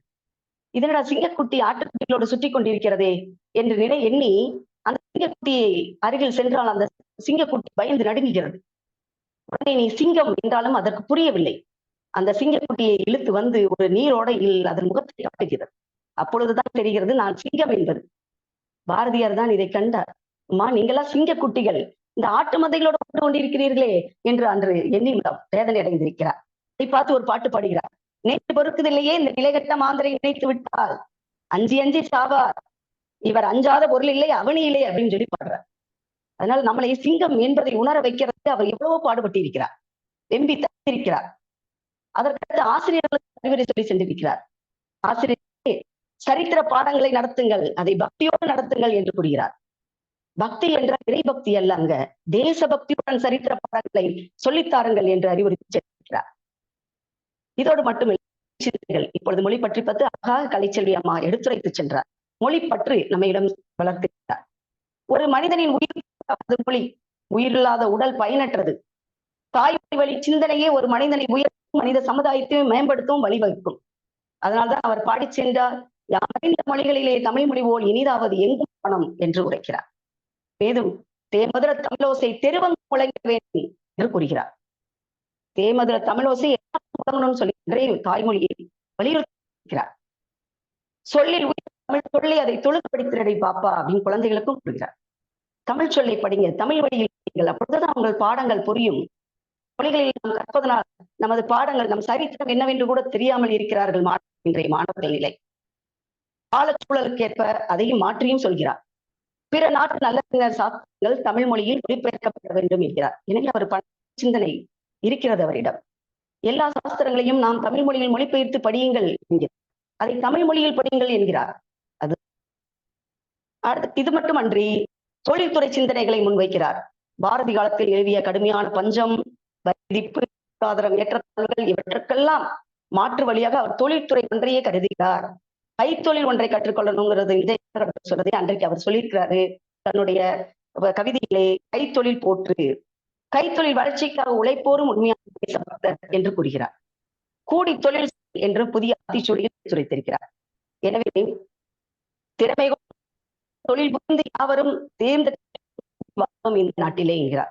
எனவே திக்கம் கொள்கைகள் எல்லாத்தையும் கொண்டு சேர்ப்போம் என்ற தொழிற்கல்வியில எல்லாவற்றையும் எடுத்து சென்றிருக்கிறார். அவருடைய சமூக சிந்தனைகள் எல்லாம் இந்திய விடுதலையை நோக்கியே இருந்தது என்பது நிதர்சனமான உண்மை. எங்கும் சுதந்திரம் என்பதை பேச்சு நாம் எல்லோரும் என்பதை உறுதியாச்சு. இந்த தொலைநோக்கு சிந்தனையோட பாரதி கண்ட சமுதாயம் இன்றைய சுதந்திர நாட்டத்தில் முழுவதுமாக நிறைவேறினால் இந்தியா உலக நாடுகளில் வல்லரசாகும் என்பதில் எல்லாவித ஐயமும் இல்லை. அதற்கு நாம் அனைவரும் ஒன்றிணைந்து உறுதியேற்போம். இன்றைய நாளில் சமூக நலனை காப்போம், பாரதியின் சிந்தனைகளை மனதில் நிறுத்துவோம். பாரத சமுதாயம் வாழ்கவே, வாழ்க வாழ்க, பாரத சமுதாயம் வாழ்கவே என்று கூறி உரையரங்கத்தை எனக்கு வாய்ப்பளித்ததற்கு நன்றி பாராட்டி இடம் சார்கிறேன். நன்றி, மகிழ்ச்சி. சிறப்பு அம்மா, சிறப்பு சிறப்பு சிறப்பு. ஒவ்வொருவரும் ஒவ்வொரு கடல் அலையாக இங்கே பொங்கி இருக்கிறீர்கள். உங்களை கட்டுப்படுத்ததான் நேரம் மிக ஒரு இடையூறா செய்து விட்டது என்று நினைக்கிறேன். அருமை அம்மா, தங்களினுடைய தொலைநோக்கு பார்வையிலே பாரதியினுடைய கல்வி திட்டங்கள் என்ற இந்த தலைப்பாக கூட இதை அமைத்திருக்கலாமோ? எனவேதான் அவன் வயிற்றுக்கு சோறிட வேண்டும், இங்கு வாழும் மனிதருக்கெல்லாம் பயிற்று பல கல்வி தந்து இந்த பாறை உயர்த்திட வேண்டும் என்பார். பல கல்வி தந்து என்பார். அங்கே பல கல்வி என்பது ஏட்டுக்கல்வியும் தொழிற்கல்வியும் கைத்தொழிலையும் பெருக்க வேண்டும் என்ற பொருளிலே மிக அருமையாக உங்களுடைய உரையிருந்தது. பொதுவாகவே இன்றைக்கு உரையாற்றிய அத்துணை ஆளுமைகளும் ஒவ்வொருவரும் 1 மணி நேரம் அல்லது 2 மணி நேரம் இந்த தலைப்புக்குள்ளே நின்று பேசக்கூடியவர்களாக அற்புதமான பாரதியினுடைய சிந்தனைகளை இங்கே மிக சிறப்பான ஒரு முறையிலே முன்வைத்திருக்கிறீர்கள். அத்துணை தோழர்களுக்கும் ஈரோடு திருமணி ராஜாமணி அவர்கள் ஆகிய நான் மிகுந்த வாழ்த்துக்களை பாராட்டி என்னை இந்த நிகழ்வுக்கு தலைமை தாங்கி நடத்தி செல்ல அனுப்பி அளித்த திருவாளர் நீலகண்ட தமிழன் ஐயா அவர்களுக்கும் என்னுடைய நன்றியர்களை மாற்றிக் கொண்டு இப்பொழுது நிறைவு பாட வருமாறு திருமதி வேல்விழி சிவகுருந்த் அவர்களை நன்றி பண்ண. அம்மையார் வேல்விழி சிவகுருந்த் இருக்கிறீர்களா?